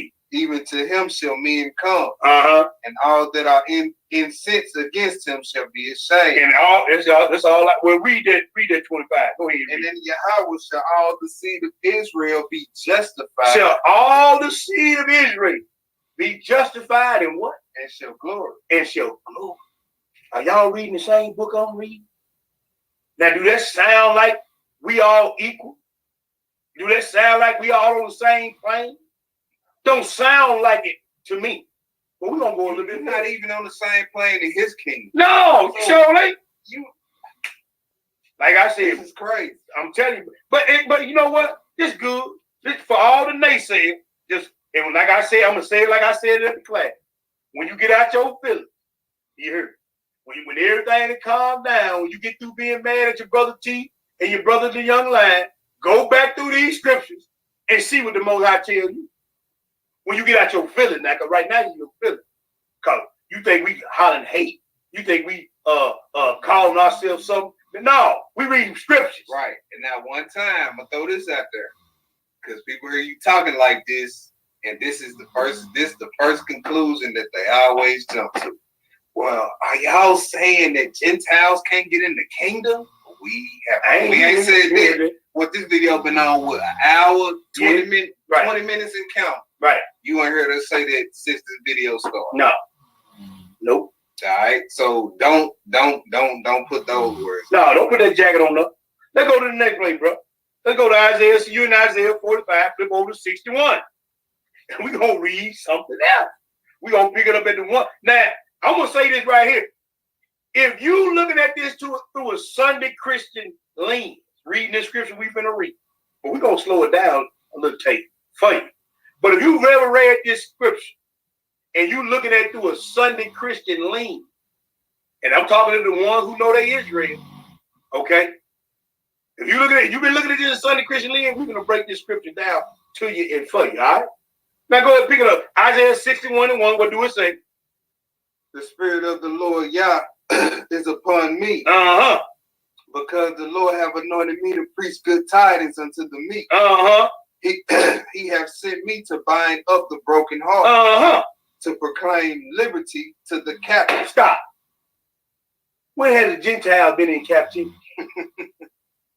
When has the Moabite been in captivity? When has the Edomite been in captivity? Now, when he read this over in the New Testament in Luke, he closed the book up on half this verse. But we gonna finish this verse. He said, "I'll come to set liberty to them that were captive." Now, when Yeshua came into the world and he died on the cross, you hear me? Was the Gentiles in captivity then? Or were we in captivity? Now, that Sunday Christian lens won't show you that. That God loves everybody won't show you that. That God loved the whole world, John 3:16, that lens right there won't show you that. Nah. You see what I'm saying? Nah. That there's no difference between the Jew and the Greek lens won't show you that either. Well, I'm going to ask a question like I did before. Is Paul schizophrenic? Right. And this man was a Torah scholar. Come on, bro. Come on, bro. So if we take that verse to mean what y'all say it means, Then he just contradicted. Well, then ain't no- Deuteronomy 76, That's right, bro. Ezra, 2nd Ezra 6 and 9. All the scriptures we've been reading tonight. All that. Because here's the thing. He said there's neither Jew nor Greek, bond nor free. He said there's male nor female. So are we trans? So all we all gender neutral in the Right. house. We all gender neutral. And then there's no bond or free, but your ass still here in America as a slave. Come on, bro. Come on, bro. So you got to understand what you're reading. He said, I've come to set liberty them that are captives. Continue to read, my young brother. It says, and the opening of the prison to them that are bound. Who is filling up the jail? Is the Mr. Gentile filling up the jail? Is the Asian filling the jails up? To set liberty to them that are bound. Go ahead and read. To proclaim the acceptable year of Yahweh. Oh, we read on that Thessalonians when he come back with his mighty angels. Then go ahead and read. And the day of vengeance Oh. of our God. Now we read day of vengeance 3 or 4 times, new and old. So now, who is he coming back to set up? Who is he coming back to take down? Go ahead and read. To comfort all that mourn. And where? In Zion. Cover all the morning. Who? In Zion. So now, he just killed it, made it plain for all you want. Well, he coming back to love everybody. He just killed it. He said for the ones that mourn in Zion, for the captives of Zion, for the meek of Zion, for them that are bound in Zion. Go ahead and read, brother. To appoint unto them that mourn in Zion, to give unto them beauty for ashes. To them. So he just singled out a specific people. To them that mourn in Zion. Go ahead and read. The oil of joy for mourning, The garment of praise for the spirit of heaviness, yes, sir. that they might be called trees of righteousness, the planting of Yahweh. Now who is in the vineyard? Who's the vineyard of the Lord of hope? Right. Who's in it? That's just Isaiah real. 5, man. Who are you talking about in Isaiah 5? That's just real. That's That's another it. name for Israel. That's it. So ain't no, and I don't want to hear about no grafting in. Because we're gonna deal with that here in a little bit near future. But go ahead and read, bro. They that verse 4. Uh-huh. And they shall build the old waste. They're gonna build the old way places in England. The old waste. Uh-huh. They shall raise up the former desolation. Yay. And they shall repair the waste cities. The Gentile cities ain't waste. They ain't desolate. When Antiochus came and he desolated our temple, the Romans tore Jerusalem down to the ground. Ain't nobody told him. When he went on and told nobody stuff. What? So who is he talking to? Who is he talking about? Go ahead, bro. The desolation. Go ahead. Many The generations. desolated many generations. And the strangers. And the who? Strangers And the strangers. shall stand and feed your flock. Uh-oh. Now they got a problem. I can't see the white man eat doing serving me. Don't matter if you can see it or not, really. He said, and the strangers shall feed your flocks. Continue to read, brother. And the sons of the alien And the sons of the alien, shall be your plowmen and Uh-huh. your vine dressers. and they gonna be working in the field. Go ahead and read. But ye shall be named the priests of the Lord. Now, who is the holy nation and the priest of the Lord? It ain't the Gentile, it ain't the Hamite. And so who is this scripture talking about? And who was he talking to when he read it over the New Testament? Go ahead and read. Men shall call you the ministers of our God. Yes, sir. Then he said we got the minister of the law. Okay, go ahead and read. And ye shall eat the riches of the Gentiles. Uh-oh. Time to give it up. Now it's gonna be a real jack move gonna take place. It's gonna be a jack move take place. He said you're gonna eat the riches of the Gentiles. Just like when our forefathers left Egypt. He gonna do it only on a bigger, much larger scale. Right. When we was time for us to roll, I gotta get that. Yeah. You hear me? He said you're gonna be spoiled. That's right. That don't mean we gonna ask you now. We Taking it. You hear me? We Bill taking Gates, it. I'm taking your Buffett, I'm taking your, you hear me? All you big wigs, I got to get that, man. It's mine anyway. Just like how we snatched who we are back from y'all. Yeah. We Come on, taking bro. that back. I got to get that, man. Everything's I ours. need that. You hear me? Continue to read. It says, for your shame Nah, I'm gonna finish that. You Read should it out. eat the riches of the Gentiles. You shall eat the riches of the Gentile. And in their glory shall ye boast yourself. Now who gonna have the bragging rights? Yeah. See, in their glory shall you boast yourself. Cause why? Continue to read. Boasting, Spoiling, doing all that. devouring, Yeah. killing, everything. Y'all gonna be in the field and we ain't. And don't go get me my lemonade like Bro Ward said. Hurry up. Get my lemonade, man. Kind of hollow. Get that fan moving with it. Hurry up and do it. Go ahead. For your shame ye shall have double. For your shame, you gonna have double. And for your confusion, Yay. they shall rejoice in their portion. Come on, bro. Therefore, in their land they shall possess the double. In their land, talking about our land, we gonna possess the double. Everlasting joy shall be unto them. That is again. It ain't gonna stop there with that perpetuity again. Go ahead. For I, the Lord, love judgment. I, the Lord, love judge. This right judgment to the Most High. Go ahead. I hate robbery. I hate burnt off. Oh, so y'all done robbed, stole, and killed. I hate rob. Y'all done took what we had when they came and sacked Jerusalem. They took all our holy vessels out. Got to get that back too, partner. Go ahead. So everything that's up under that Vatican over there, Jack move, give it up smooth. Go ahead. And I will make an everlasting covenant with them. Yes, sir. And their seed shall be known among the Gentiles. And hey, and everybody gonna know who you is. And know how when the big man walk on campus, the big man walking down through the hallway, everybody move back. Yeah, man, that's gonna be move, man. Move back up. Yeah, ain't gonna be no more of our young men being intimidated by these pigs. No, ain't gonna be no more of that. Nah, man, you better not mess with them. they head gonna be down. Yeah, that's right. They gonna acknowledge your seed. Yeah, that feeling gonna come up on them when they Right. that same feeling that Come on, bro. us, that's gonna come up on them. Come on, bro. See, ain't gonna be no more putting no fear in the children of Israel. They gonna strike fear in your heart. Because you're gonna find out who they are. Continue to read. Where you at? It says verse 9. Right. Go ahead. And all that see them shall acknowledge them. And what? That they are the seed which the Lord have blessed. Everybody gonna know who you is. Everybody gonna acknowledge who you are, and they gonna know that your seed is the seed that the Lord has blessed. Now, am I reading this about some Gentiles being blessed? Am I reading about the Hamite, the Moabite, the Edomite? No. Continue to read, my bro. I will greatly rejoice in the Lord. Yes, sir. And my soul shall be joyful in my God. Go ahead. For he have clothed me with the garments of salvation. Yes, sir. And have covered me with the robe of righteousness. Hey, this is Yeshua he talking about. Go ahead and read. As a bridegroom decketh himself with ornament. Yeah. And as a bride adorneth herself with jewels. Hey, talking about the marriage supper now, bro. Go ahead and read. For as the earth bringeth forth her bud, yeah, and as the garden causes the things that are sown in it to spring forth, so the Lord will cause the righteousness and praise to spring forth before all nations. And everybody gonna know. He said spring forth before all nations. Everybody gonna know what the business is. And you ain't gonna have to second guess or wonder. Everybody gonna know.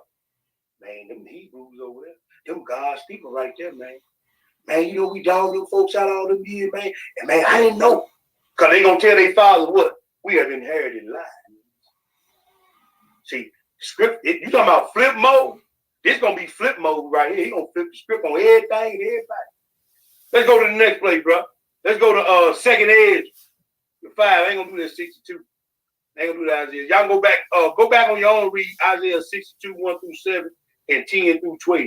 Unless you want to read. Go to second edge. Second edge is the 5. And we're gonna read one verse after this. Yeah. Second edge, all right. Second edge is the 5. We're gonna read one verse. Let me get there. We're gonna read one verse, bro. We're gonna read verse 26. Second edge is the 5 and verse 27. What do it say, my brother? And among all the multitudes of peoples thou hast gotten thee one people. Thou hast gotten thee how many people? One people. Out of all the multitudes of people, the Most High only got one people. And go ahead and read. And unto this people whom thou lovest, Thou gave us a law that is approved of all. Now, who did he give his law to? We read in that Romans 9. Easy one. So out of all the people, there's only one people that, hey, man, he gave everything to. Now, let's go to Isaiah 62. Flip right on in 62. We're going to read 1 through 7, then we're going to read 10 through 12, bro. Isaiah 62, verse 1, what do it say? For Zion's sake, I will not hold my peace. Uh-huh. And for Jerusalem's sake, I will not rest. Go ahead, brother. Until the righteousness thereof go forth as brightness, Uh-huh. and the salvation thereof as a lamp that burneth. Uh-huh. And the Gentiles shall see thy righteousness. Uh-huh. The Gentile gonna do what? Shall see thy righteousness, Uh-huh. and all kings thy glory. Go ahead, brother. And thou shalt be called by a new name, Uh-huh. which the mouth of the Lord shall name. With the mouth of the Lord go name. Go ahead, bro. Thou shalt also be a crown of glory in the hand of the Lord. Thou should be a crown of glory in the hand of the Most High.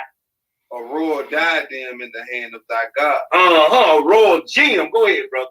Thou shalt no more be turned forsaken. And they ain't gonna call you forsaken no more. Cause they ain't gonna call you that speckled bird no more. They ain't gonna call you niggas, spirit chuckers, booty scratchers, and none of that no more.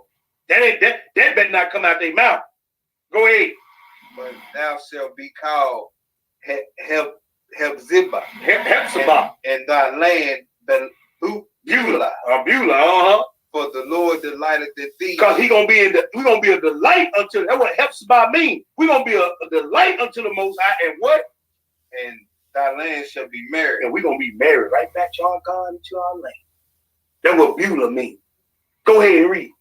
For as a young man married the virgin, Yeah.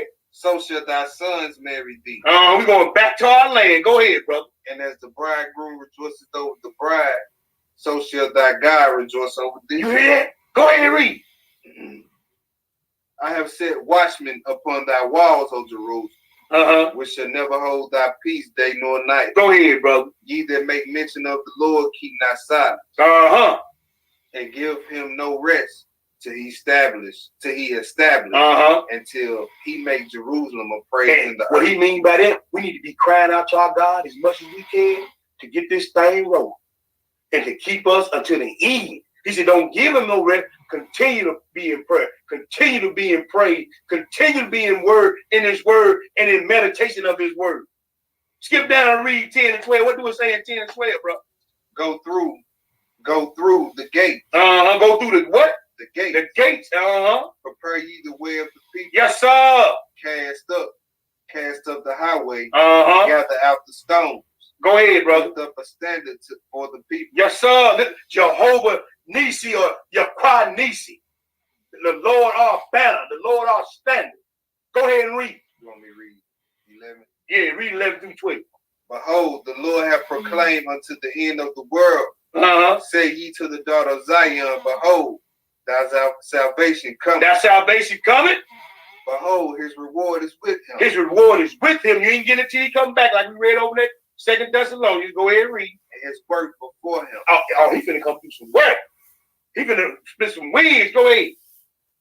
And they shall call them the holy people, They should call them the holy people, the redeemed of the Lord. the redeemed of the Lord. And thou shalt be called, sought out, Uh-huh. city not A forsaken. city not forsaken. Now, I ain't gonna do that numbers thing I did in class. It's just too much. We're gonna go right into it. Let's go to Revelations to 21. We got a few more after that. Revelations to 21.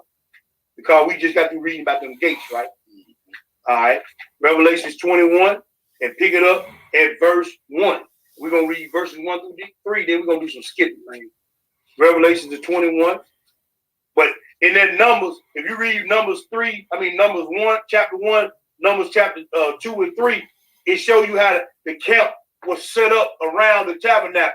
And you had the Levites directly around the tabernacle on all four sides. And then you had the rest of the children of Israel set up around the Levites, who are the priests, the set apart ones. He was showing you a picture, a glimpse of how the kingdom is going to be set up when he get back. You had the priests directly around the temple on all four sides. And you had the other nations set up in tribes of 3 on all four sides of the priests. So you got the tabernacle in the middle, the priest, which we are a nation of priests now, and the other tribes set up around the tabernacle. So now he was just showing you then how the kingdom, when he gets back, is going to be set up. But you can read all that in Numbers chapter 1, Numbers chapter 2, and Numbers chapter 3. It's just too much to go through at this time in this setting. So we're going to just give you some homework to do and get back with you on that if you got any questions. Go to Revelations 21 and pick it up at verse 1. I'm sorry, verse 10 through 15. I'm just going to throw it off. Revelations 21 and verse 10. We're going to read 10 through 15, then we're going to skip down. 10 through 15. Go ahead and read, brother. 10 through, you said verse chapter 21, right? Yep, verse 10 through 15. And he carried me away in the spirit to a great and high mountain, and showed me that great city, the holy Jerusalem, descending out of heaven from God. Go ahead, brother.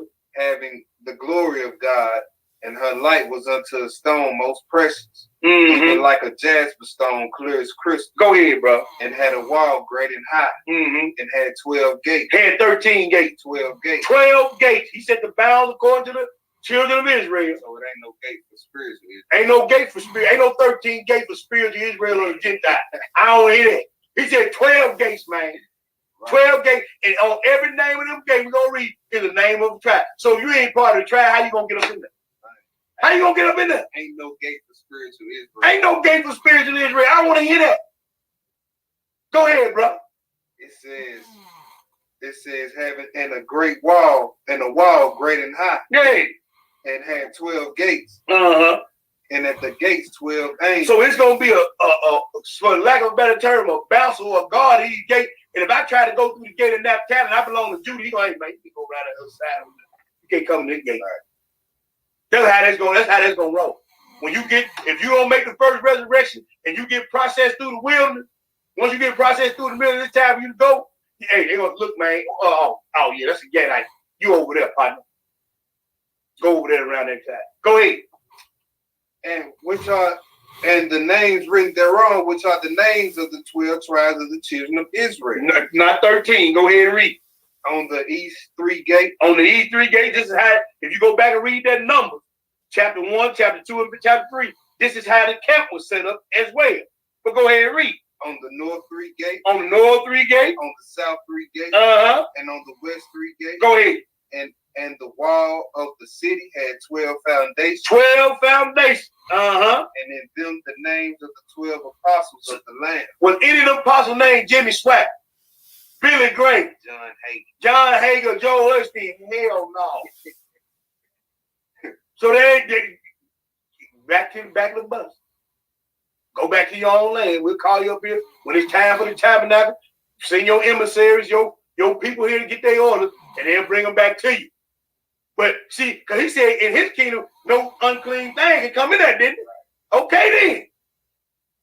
We read book. Go ahead and read.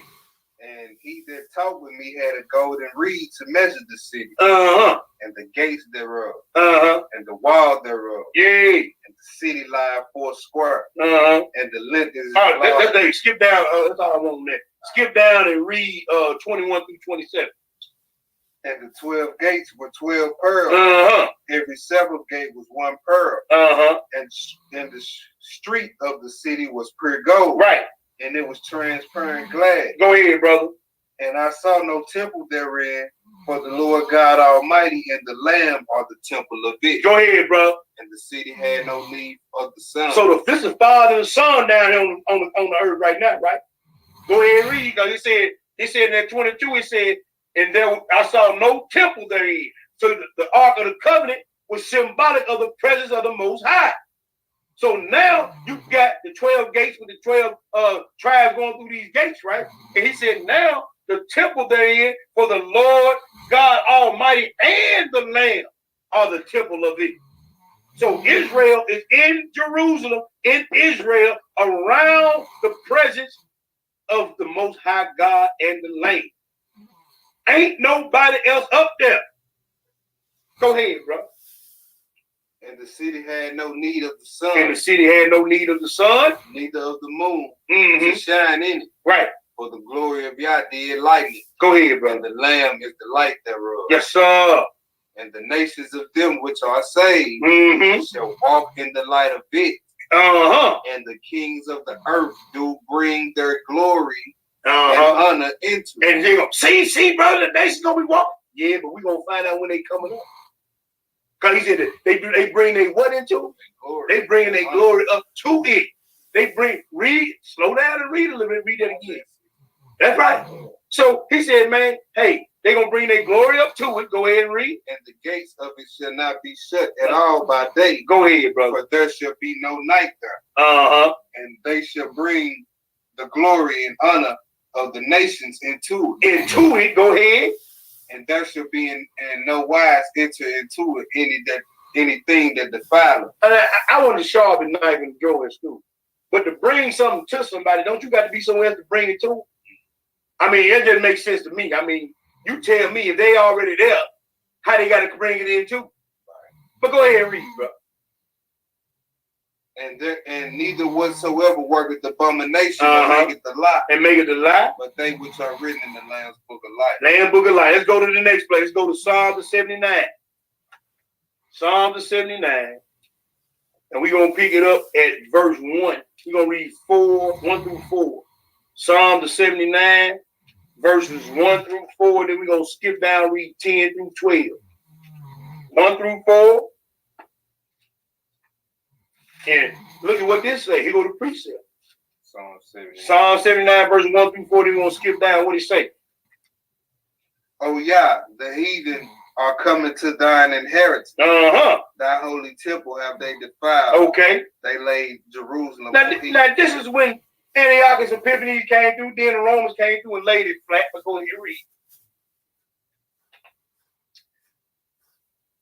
The dead bodies of thy servants have they given to be meat unto the fowls of heaven. Uh-huh. The flesh of thy saints unto the beasts of the earth. Go ahead, brother. Their blood have they shed like water Yay. round about Jerusalem. Uh-huh. There was none to bury. And all people did not get buried. That's why he said when he killed, it ain't gonna be enough beasts to eat all that food, all that dead carcass. And we're gonna be buried for 7 years, and it still ain't gonna be long enough. Go ahead and read. We are become a reproach to our neighbor. We have become a reproach to our neighbor. A scorn and derision to them that are round about us. Go skip down now. Skip down to verse 10. Read 10 through 12, bro. Therefore, wherefore should the heathen say, where is their God? See, and they think we forsaken that. But go ahead and read. Let him be known among the heathen in our sight by the revenging of the blood of thy servants which is shed. And he said, we done read that over and over, and he gonna revenge the blood. Go ahead and read. Let the sign of the prisoner come before thee. Uh-huh. According to the greatness of thy power. Uh-huh. Preserve thou those that are appointed to die. Now we read that in Isaiah 61. Go ahead and read. And render unto our neighbors sevenfold into their bosom their reproach. Yes, sir. Wherefore they have reproached thee, O Lord. They have reproached thee, O Lord. What? So we thy people and sheep of thy pasture will give thee thanks forever. We will show forth thy praise to all generations. Now, if you said you're gonna be rejoicing on some dead heathen nowadays, folks would think you was a hate mob. But we just read that in the word of the Most High God. When he come back and give vengeance, that we're gonna be rejoicing in our God for what he done. We did that when he drowned all these Egyptians in the Red Sea. Right. And when them Maccabees was cracking wings, when they rejoicing then, Right. What you think the dedication about? that's what I'm saying. So, but you read that to people nowadays, they think you a hate mob. But we reading this holy Bible that everybody turn around so they read all that. We reading what's in it. Yeah. A lot of countries, Israelites still reading these scriptures through a Sunday Christian lean. Christianity lens. Yeah, man. Through a watered down Jelly-back. world view, everybody's included Right. lens. And see, they even got that bad in sport now. Even when the little kids playing football, everybody get a trophy. He ain't did no way to get a trophy. Right. He get a trophy just for being on Just be on the team. A participation. How you participate if you sat on the bench all season? Right. You been at ease, but you get rewarded too. Right. Yeah, you got a reward for you, not the one you think. Yeah. You've been sitting on the bench all year. Yeah, man. Let's go to Lamentation. Got one verse there. See, that's the crazy stuff, man, that people fall for when you ain't reading this thing through the proper eyesight or the proper lens, so to speak. Lamentations 1 and verse 10. We're going to read one verse here. What do it say? We about to wrap this thing up. We got 3 more after this, y'all. Lamentations 1 and verse 10. What do it say? The adversary has spread out his hand upon all her pleasant things. And, hey, they got all our stuff. They came and took all our stuff. They got them up under them catacombs, up under the Vatican, with all them butt top burglars and booty bats, defiling our stuff. Go ahead and read. For she have seen that the heathen entered into her sanctuary, Yeah. whom thou didst command that they should not enter into thy Now, congregation. they should not do what? Enter into thy congregation. Ain't no heathen. Ain't no 13th gate for the Gentile. Right. I'm sorry. It is what it is. He said they should not enter into thy sanctuary. He even told him in Revelation, look, man, the courtway of the temple leave out. Because it's given unto the Gentile. He don't want them standing where he gonna be standing, and he don't want them sitting where he gonna be sitting. Now we read scripture. We finna bring it on home now. He said that, hey, they should not enter into thy sanctuary, right? And what? They should not enter into thy congregation. All right, now let's go to Luke the 21. Go to the new book. Now maybe y'all believe it, if you should see. Luke 21. Luke the 21. Go ahead and read 19 through 24, bro. Luke the 21, verse 19 through 21. What do it say? In your patience possess ye your soul. Now we read that in that Revelation 13. Go ahead and read. And when ye shall see Jerusalem compassed with armies, then know that the desolation thereof is nigh. Hold up, bro. I gotta say this here. Now Antiochus came through there and tore it down, didn't he? Slaughtered a hog on the altar, right? He killed our beloved elder Eleazar, right? Killed the woman and her 7 sons, didn't he? Then he went to war with the Maccabees, right? Then Rome came and tore Jerusalem down to the ground. He said won't be one stone left on another. Why in the world is he gonna let them come into Jerusalem and live there? Right. That don't even make no sense. Right. That don't make no sense to me. Right. Why would he let them come in Jerusalem? They came and defiled the temple, took all our stuff out of the temple, killing our people. The women that were circumcising their children was hanging the kids, killing the babies, threw them off a cliff. Rome came and laid Jerusalem flat, but they gonna get to come up in there and live there. That don't make no sense. Did he say he loved righteous judge? And the children of them that's unbothered by all this. Right, the ones that they gonna get to come up in there. Yeah. Okay. All right. Continue to read, bro. And when ye shall see verse 21, Yeah. then let them which are in Judea flee to the mountains. Yeah. And let them which are in the midst of it depart out. And let not them that are in the countries enter thereunto. Go ahead, brother. For these be the days of vengeance, Yeah. that all things which are written may be fulfilled. But woe unto them that are with child, and to them that give suck in those days. Mm-hmm. But there should be great distress in the land, Yeah. and wrath upon this people. Go ahead, brother. And they shall fall by the edge of the sword, and shall be led away captive into all nations. So now we back to the ones been led captives in all nations. But go ahead and read. And Jerusalem shall be trodden down of the Gentiles. Now Jerusalem gonna be trodden down on the Gentile, but there's a gate for the Gentile to go through. That don't make no sense to me. They had their fun by trodden our land down. That's right. You done had your fun with our land. Right. They over there, the biggest gay parade in the world being held over in our land right now. Yeah. You think he gonna get him a spot over there? Yeah, and you caping for these white folks that hate. Come on, bro. That hate the Most High's children. So how and you caping for these people? Right. That's what I'm saying, bro. Do you think their prayers are even getting past their earlobe? Hell no. Like, you hate his children, and then you will fix your lips to twist your lips to pray to their father, and then you will twist your lips to take up for this same heat. Samuel L. Jackson to Django, or Django, what it was. Same, like the brother said, Stockholm syndrome. Right. You hear me? Mind gone. Right. You hear me? That's all it is. Finish it out, bro. It shall be what? It should be trodden down of the Gentiles until the times of the Gentiles. Until the time of the Gentile be fulfilled. They time it has an end. Till the time of the Gentile be fulfilled. Meaning the Gentile time has got an end point. Right. And we already went through all that. So until it didn't say till the time the Gentile come to a possible end. They finish. It's done. Already sealed. It's a done deal. It's a wrap. It just ain't manifested yet. Now let's go. Let me Go ahead, bro. Read this 27. Go ahead and read. 28. Read it, bro. It says, and then verse 26. Yeah. Men's hearts fell in them for fear, Uh-huh. and for looking after those things which are coming Read on the earth. Read it. For the powers of the heavens shall be shaken. Yes, sir. And when they shall see the Son of Man coming in the cloud with power and great Great glory. glory. Yes, sir. And when these things begin to come to pass, Uh-huh. then look up, lift up your head, Yes, sir. for your redemption draw nigh. That's in red letter. That's in blood. Now, do you believe what Yeshua had to say? We've been reading it all over the book. We're going to read it one or two more times. Go back to Revelation, bro. Excellent precept about it. I love that. Revelation 11. Revelation 11. Revelation 11. We're going to read verses 1 and 2. Then we got one more out there. We out of here. Revelation 11. And read verses 1 and 2.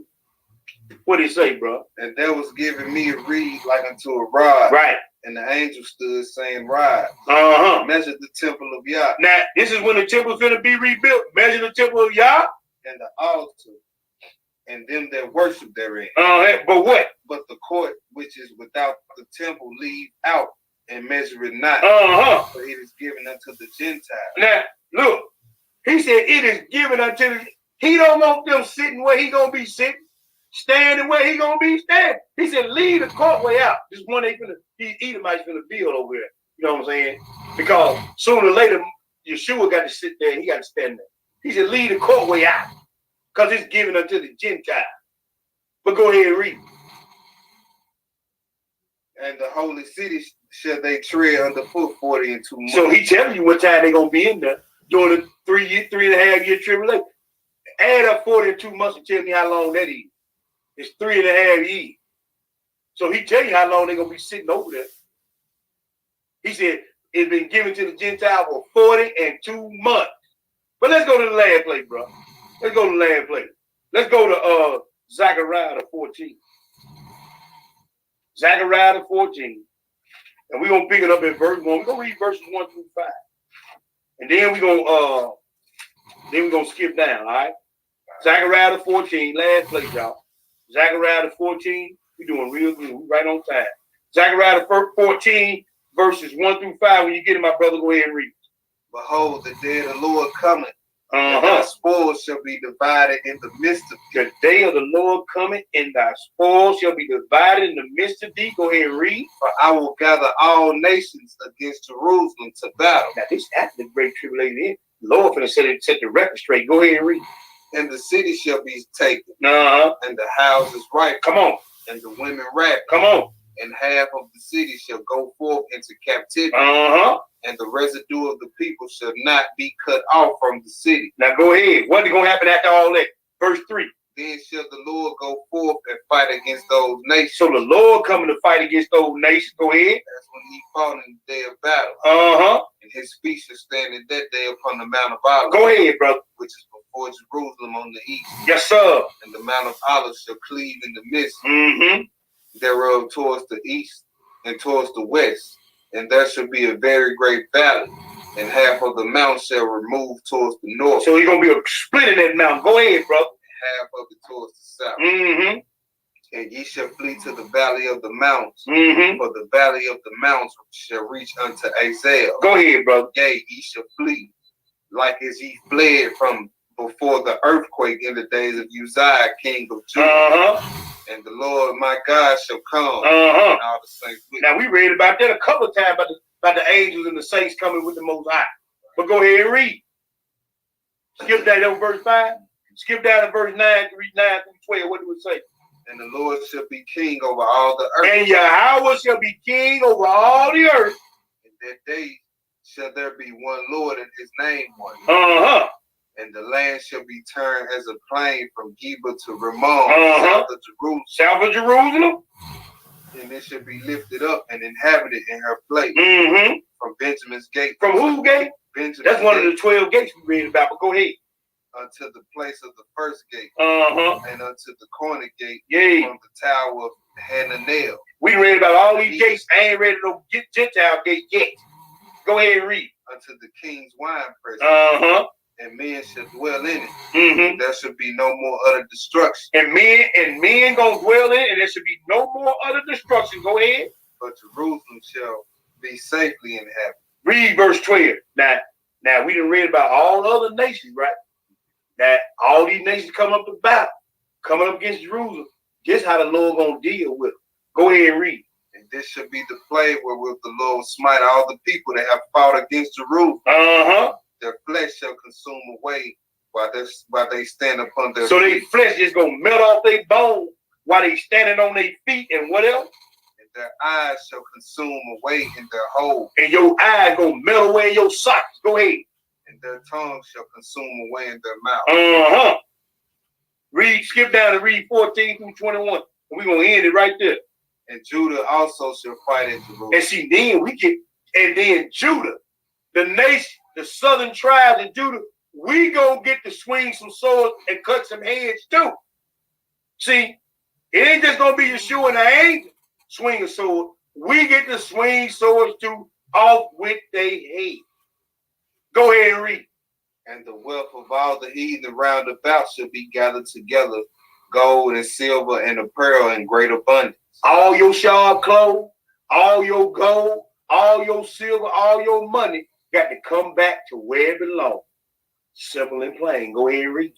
So shall be the plague of the horse, Uh-huh. of the mule, of Mhm. the camel, of the ass, Yeah. and of all the beasts that shall be in those tents is this plague. Uh-huh. And it shall come to pass that every one that is left of all nations And he can do killing all these folks. Everybody that left, all the people of the nations that left, what's gonna happen? Go ahead and read. which came against Jerusalem Uh-huh. shall even go up from year to year to worship the King, Uh-huh.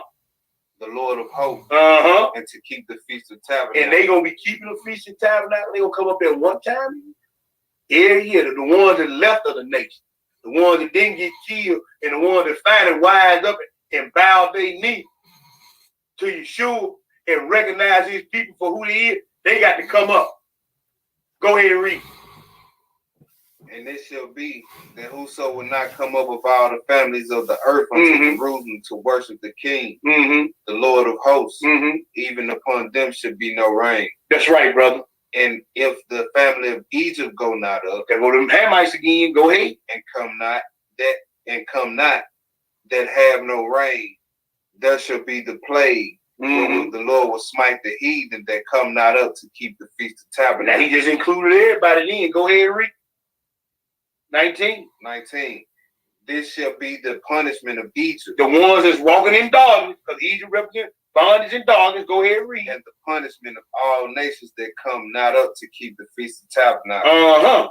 In that day there shall be upon the bales of the horses Holiness. unto the Lord. Yes, sir. And the pots in the Lord's house shall be like the bowls before the altar. Yes, sir. Ain't gonna be no pig meat swirling around. Ain't be no crab meat, no shrimps, none of that. It's gonna be pots of holiness unto the Lord. Go ahead and read. Yea, every pot in Jerusalem Every pot in Jerusalem. and in Judah Mm-hmm. shall be holiness unto the Lord of hosts. Yes, sir. And all they that sacrifice shall come and take of them And what? and seed therein. Go ahead, brother. And in that day there should be no more the Canaanite in the house of the Lord And of he hosts. got that. Finally got down to the last one who had the land before he promised it to our father Abraham. He got down. He dealt with the Gentiles, the Hamites. He dealt with Edom and all the other nations. He said it ain't even gonna be no Canaanites in the land no more. So I'm gonna ask you the question: what about the other nations? You just heard through the reading of the scripture what the Most High got to say about the other nations. But once again, I'm going to say it like this here. This ain't no hate speech. This ain't no hate lesson. It's just calling it what it is. Read the scripture for what it is. And anybody got a problem with it, your problem ain't with us. It's with the word of the Most High God. This is all we've been saying. And if anybody can prove us wrong, pick up the phone and show us through the reading of the scripture where we went wrong. Ain't no gates of the Gentiles in the New Jerusalem. I'm sorry. Ain't no gate of the Hamite, Edomite, none of them. Ain't no spirit in Israel. The only spirit of Israel gonna be in Israel is the Israelites, flesh and blood Israelites, that have become spiritually conscious and believe in the commandment and Yeshua. All praise. Oh, wait a minute. Hold up. I forgot. Pentecost. Coming up next Sunday. Not this Sunday, but next Sunday. Pentecost in Memphis is on. I know we got some brews confirmed to come down. We look forward to seeing our brothers and sisters coming down. Anybody that want to come, you're more than welcome to come fellowship with us. We'll be posting the information. I'm going to go ahead and tell you what it is. It's 2757 South Mendenhall Road in Memphis, Tennessee. It's going to be at 1 o'clock. Yeah, we got people coming in 1 to 6 on June the 16th at the Aspire Event Hall. So come on out, fellowship with your brothers and sisters. Let's drink a little wine, have a little fellowship, get to know one another, and rejoice before the Most High God as He has commanded us to. But we're going to rejoice in righteousness. We're not going to keep the feast unworthily. You understand? Right. All right. You got anything else, bro? No, I ain't got nothing. Bombs will be dropping pretty soon. Yeah, like they always do. You know what I'm saying? We're gonna be going over this Gentile thing, man. Yeah, most definitely. Who was Paul writing to? And then once you examine the scriptures, it's real simple. Like stuff really started to jump out at you. Mm-hmm. Man, I'm just thankful for the Most High, you know, for sure. opening up His understanding, for sure. Sending His spirit of revelation down. That's right, bro. That's right, bro. And all praises go to Him. All praises go to Him. All praises, man. Man, Shabbat Shalom and for the rest of y'all 7. Yeah. That's all you got, bro? Well, all praise, honor, and great glory is unto our Elohim. The Elohim of Abraham, the Elohim of Ishkak, and the Elohim of Yaakov. This is boy T Boogie. I got the young lion standing 10 toes down, feet on the ground.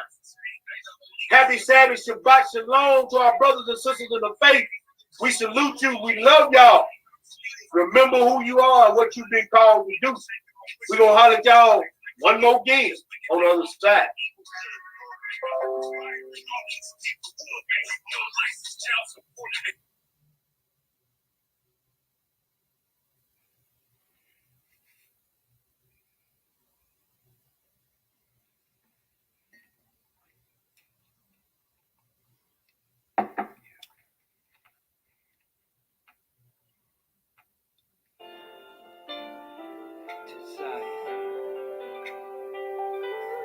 I was lost, but now I'm found.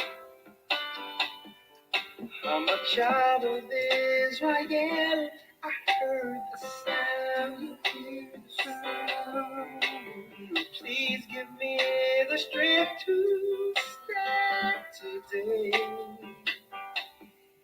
With my eyes towards the east, show me the way to Zion. I'm on my knees, laying my life on the line. I'm begging, please, to Zion. Please don't let me fall. Give me the strength. Place my feet, Lord, guide my path. Show me the way to Zion. I opened up the book and see that the apple of your eye including me. And through the tribulation, I know I must stand. For a new heaven, a new earth, show me the way to Zion. I'm on my knees, laying my life on the line. I'm begging, please, please don't let me fall. Give me strength. Place my feet, guide my path. Show me the way to Zion. I feel the Spirit calling me, drawing me back home. Oh, it's something with my family. I know we won't be long. One day you're gonna look for me, and I'll be gone home. Yeah, it's when it's calling us back home to Zion. I'm on my knees. I lay down my life. I'm begging, please don't let me go. Give me the strength. Give me the strength. Let my feet guide my path. Way to Zion.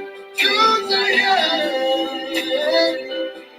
I'm on my knees. Laying my life on the line. I'm begging, please don't let me fall. Give me strength. Place my feet, guide my path. Show me the way to Zion.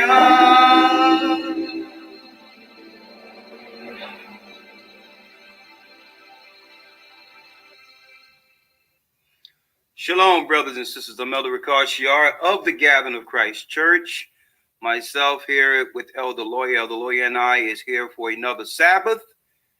All praises be the Most High, Ahaya Bahashim Yeshaya Wabiwak. We're here for another Sabbath with a new, timely lesson. It's not going to be anything too much different than what we teach this time of year, but we're going to bring a greater perspective to this so-called holiday called Easter.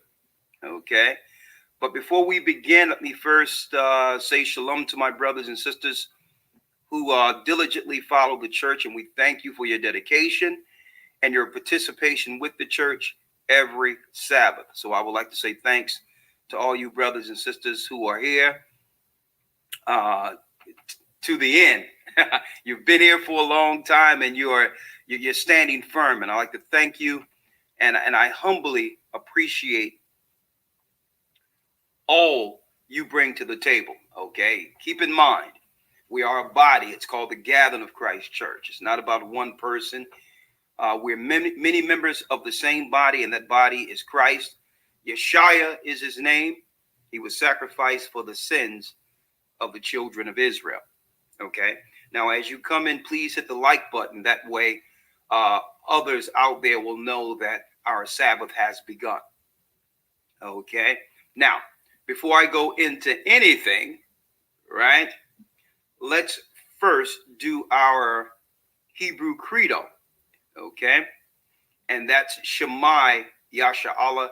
Hear, O Israel, the Lord our God is one. Okay. Shema Yasha Allah Ahaya Alahaya Nawa Ahaya Akkad. Shema Yasha Allah Ahaya Alahaya Nawa Ahaya Akkad. Shema Yasha Allah Ahaya Alahaya Nawa Ahaya Akkad. Shema Yasha Allah Ahaya Alahaya Nawa Ahaya Akkad. Shema Yasha'Allah Ahaya Allahayanawa Ahaya Akkad. Shema Yasha'Allah Ahaya Allahaya Nawa Ahaya Chad. Hear, O Israel, the Lord our God is one. Hear, O Israel, the Lord our God is one. Okay, shalom, brothers and sisters. Again, I'm Elder Ricard Shaw of the Gathering of Christ Church.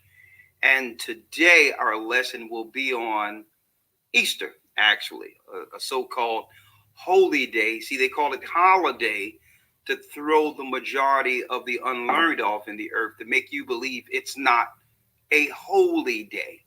That's what holy means, or I is synonymous with why. Easter this coming Sunday is an actual holy day, okay? And it isn't exactly what Christians have been telling their followers. Hence, our lesson today will be titled Easter symbolism. Satanists are now reclaiming Easter. Satanists want their Easter back, okay? And while shining a light on this, the statement or the description of this whole thing is Christian leaders has deceived their followers. Okay. Now why do I make a blanket statement like that and say, well, Christian leaders has deceived their followers? There's no excuse for Christian pastors to deny the truth of this Bible anymore. And there's no reason in the time in which we are in the awakening with all the information flowing out there, it's no reason for them to use as an excuse Christ and grace to purposely break God's Bible and uphold Satanism. There's really no excuse that, this late in the game. Okay. Now, usually I like to get it up to about 1,000 people or near 1,000 before going into the lesson, because I don't want people coming in and asking, well, what is this about? So what I would like to do for a couple of minutes right before we go in, Elder Lawyer. Yes, sir. Personally, I would like to talk about real quick a few phone calls that stood out this week. Okay. And thank you for doing the Sabbath for me. Unfortunately, the radio show. Unfortunately, I wasn't able to be there. I'll be back next week, of course, on the radio broadcast while in Florida. We'll be in Florida all of next week, and we'll be going into the congregation and sitting down with Elder Fresnel and all the brothers and sisters in Florida next weekend, next Sabbath. So be ready for that, you brothers and sisters in Florida. Okay, I know I've been pushing back, moving the bar for a while now, but finally the elders of the Gathering of Christ Church will be, and we come in with a whole band of people, will be in the Florida area this next Sabbath. I wanted to announce that. But in the midst of my week, I took a few phone calls. One phone call, and again, stay here through the end all the way through the end of this lesson, and you'll get the details if you're in the Florida area on how to congregate with us if you would like. Okay. Now, took a few phone calls this week, and a few stood out. One stood out. A brother called me. I think what was that? Friday. Yesterday, a matter of fact. A brother called in concern of his family. I had my phone up because usually I keep it up during the day in case brothers and sisters may call concerning anything with the church. I keep it up so I can answer calls. And out of nowhere, this was about near 1 o'clock yesterday. A brother called me and asked, well, what exactly are we? Right? And I asked the brother, I don't understand what you mean. What exactly are we, brother? You've called me, so obviously you know something about us. So the brother said, well, I need to know, are you a religion? I'm like, well, it depends on what perspective you're coming from. Well, people who don't know us, seeing us read out of the Bible, would believe that it's a religion. Okay, so if you're going to say, well, Bible believers are a religion, from your perspective, we can be deemed that, right? But we believe in God, okay? We believe in Christ as our Savior, okay? But this is not a religious belief as you know it today. We are actually through bloodline the children of God. We religiously believe or know beyond any shadow of a doubt that our people who've suffered by the hands of the Romans throughout the earth are in fact the lost sheep of the house of Israel. You right? He says, well, I'm concerned. And I'm like, brother, what is the concern? He says, well, my brother religiously watches your videos, and he's changing in a lot of different ways. And I'm just alarmed with, him thinking about going someplace else if need be and not be in America and do this, that, and the other. So I broke them down one point at a time. I'm not going to make the whole lesson on this, but I'm sure brothers and sisters out there, be it on either side, those that are looking at the videos or their family members, has experienced this from one angle or the other. And want to know, well, what is this? What's so important concerning this that it's changing the person I know, right? This is how some people are looking at it who don't understand it. He's changing. He don't go to some of the functions he used to go to. He don't act the way he used to, and I'm alarmed. And I'm afraid that this might be some type of cult or something. I'm like, brother, you have the right to be alarmed. Okay, you have the right to be concerned. That shows you love your brother, understandably. But you don't have to worry about us. So I ticked all the boxes for the brother. I said, listen, what you're seeing is a phenomenon when someone understands and begin to realize their calling with the Most High God. That's what you're seeing in your brother. The change is outside of us. And I can say definitively that change is on the outside of me, because I remember going through what your brother is going through right now. Okay. When I first heard the word, I could do nothing else. When I realized that I was a child of God and understood that the Bible related to me, I felt that it was time to do a lot of catching up. I was deceived in the Christian church, and it was time to catch up. So I began to inundate myself with history, biblical history, filling in the blanks. It had nothing. My teacher was just a facilitator or a porter at the door. But once the Spirit began to open, and my perspective changed, it was on me at that point. I began to just delve into this Bible like never before. And my family, the family didn't understand it. I'm like, so that's what you have to understand, that this spiritual phenomenon, and this is the problem. Brothers and sisters out there claim to be spiritual all the time. They claim they follow God. But when God is actually intervening in someone's life, they would like to look at man or something else. Do you believe in God or not? Do you believe that God has a hand on him? Okay, so, because keep in mind, not once have you seen anything negative concerning the brother. He's not talking about harming anyone. He's not talking about sinning against anyone. I'm like, the reason why people think that it's a cult is because they can't believe that black people are actually listening to their own people. That's a phenomenon in itself. Okay, when someone like Jim Jones can sneak up right up under your nose that no one will believe is a cult, and this white guy take you over somewhere and have you drink the Kool-Aid. So I started ticking the box with him, Elder Lawyer. Okay, and you can jump in at any time because I'm just waiting for this to come up.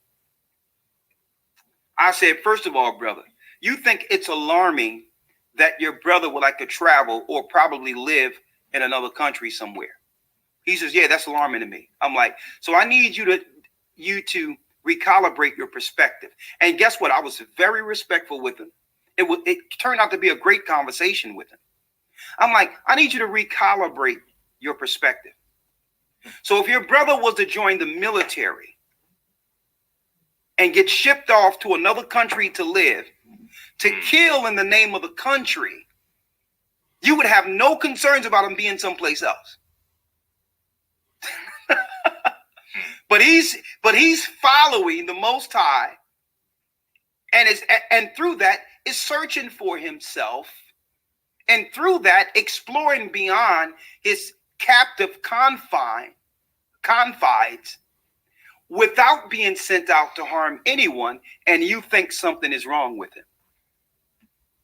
But it's okay if he was to join the military and be based someplace you've never known before and kill in the name of the country, or get killed.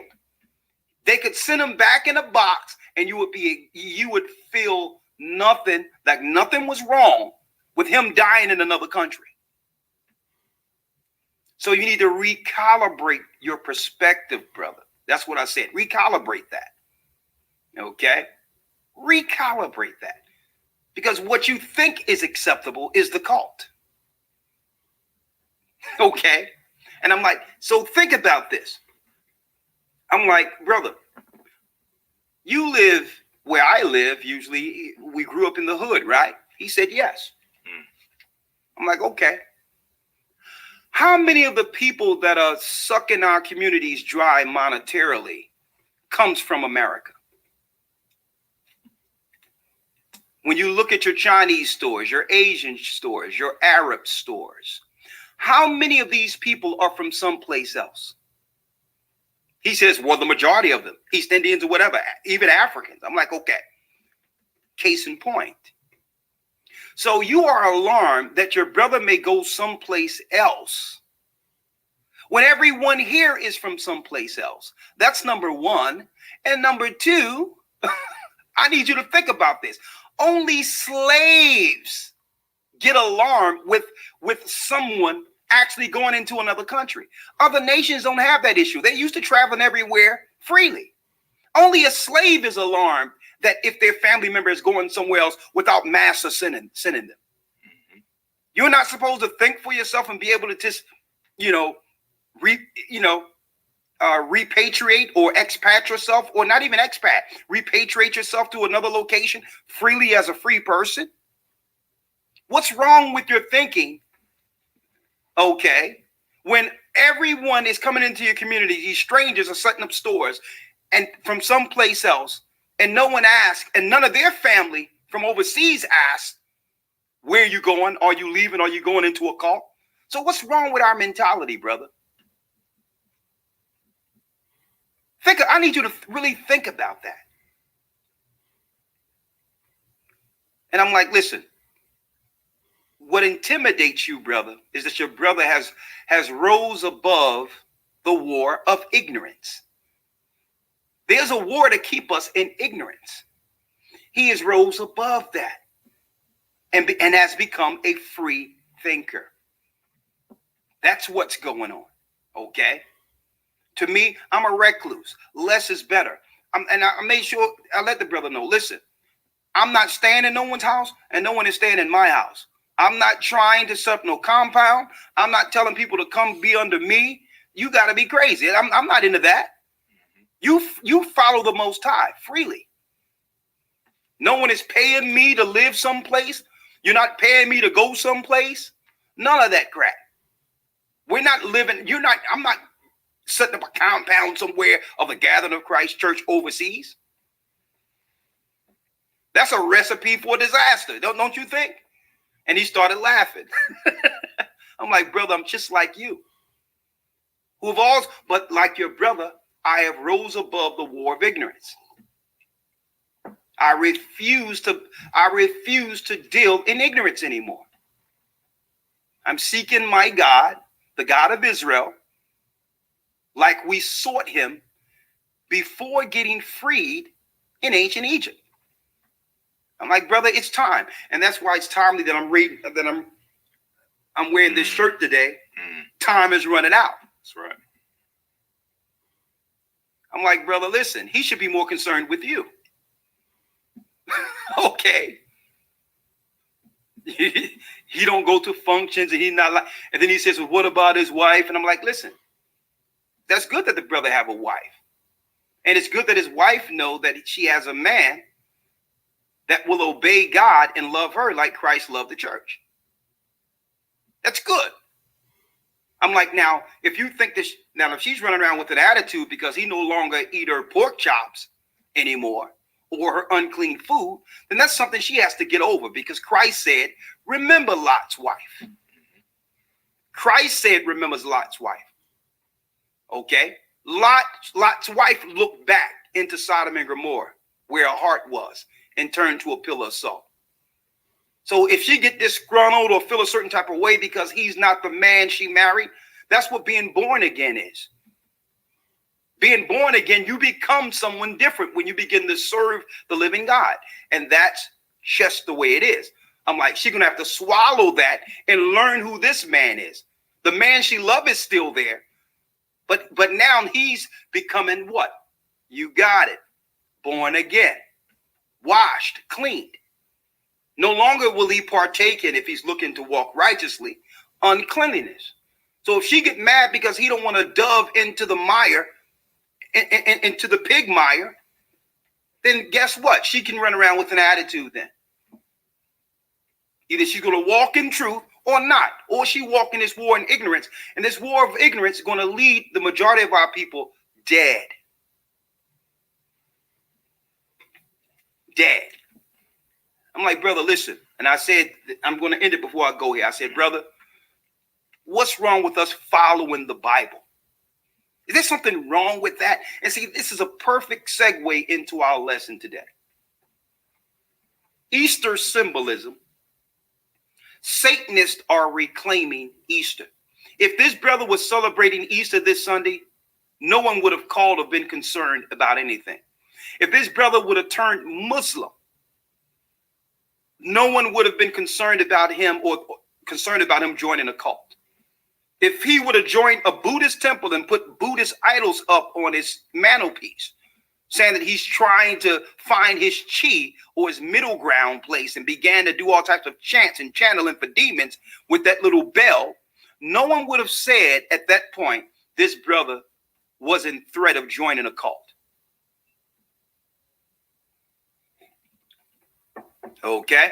Someone says we're having volume problems. It seems fine to me. Maybe I need to turn it up just a little bit. I'll give it a little gain. All right. But just going to say, doesn't seem like any issue to me, brothers and sisters, when you join Buddhist temples, become a Muslim or a Christian. Right? If you don't mind, I want to read this real quick. Come on. Wisdom of Solomon 14:22. Yes.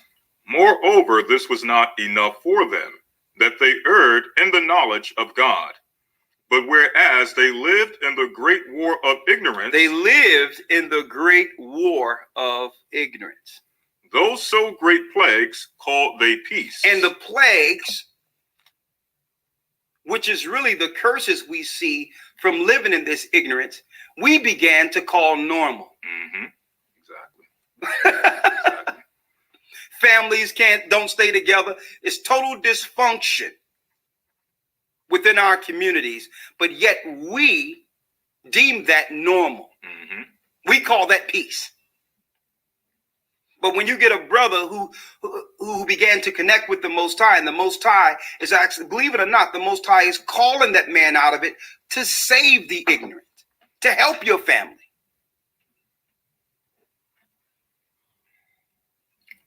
I wanted to put that out there. It was an interesting phone call. Okay. But the brother felt comfortable afterwards, because I said, listen, brother, your brother's learning he's an Israelite. That's fine. But there's a lot of things out there that call themselves Israelites. If if anything, you should be more comfortable with what he found compared to what's out there. Okay, you should fall on your knees and thank the Most High that he found the gathering of Christ Church, opposed to what's out there being called Israelites. Okay, straight out.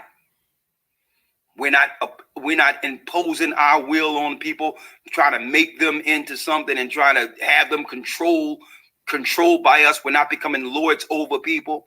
You don't hear us ranking people based on number and having them have to totally denounce their families to be amongst us. Okay, we're not in no councils 3, 4 in the morning shaking people down for finances like a lot of these crazies are doing. Okay, we're not into that. Okay, we're giving brothers and sisters the knowledge to raise their own homes. I'm like, and at the end of the day, brother, it starts with, and I said it like this, brother, you on the phone not for your brother, but for you. At the end of it. That's right. I'm like, brother, you're talking, you're speaking with me, and you have to realize, brother, that I don't always answer the phone. So happen the phone is up right now, and sometimes I hear the messages and call back. But I'm here speaking to you because of you. Your brother is doing what he needs to do, brother. But you, the curiosity in you is to, needs to be satisfied. Okay. Come to find out that was his twin brother, so I can understand his concern. And I said, brother, and not only that, I'm not talking, Elder Lawyer, about a spring chicken. I'm talking about a man that was 40 years old. Okay. So I say, brother, you on the phone not for your brother, but for me and you to converse. And at the end of it, I'm like, I'm in the midst of something because I had to take my son somewhere, whatever the case is. And I said, listen, I was in the midst of driving at the time, and said, well, listen, just started the 10 Commandments, brother. That's why I'm like, started the 10 Commandments. That's it. You can find, let me tell you, you can expose this whole wicked, I would call Babylonian construct. You can expose the whole thing, brothers and sisters, with the 10 Commandments. Hence, our lesson today. Make sure you hit the like button as you come in. Our lesson, jump in. We're over 1,000 now.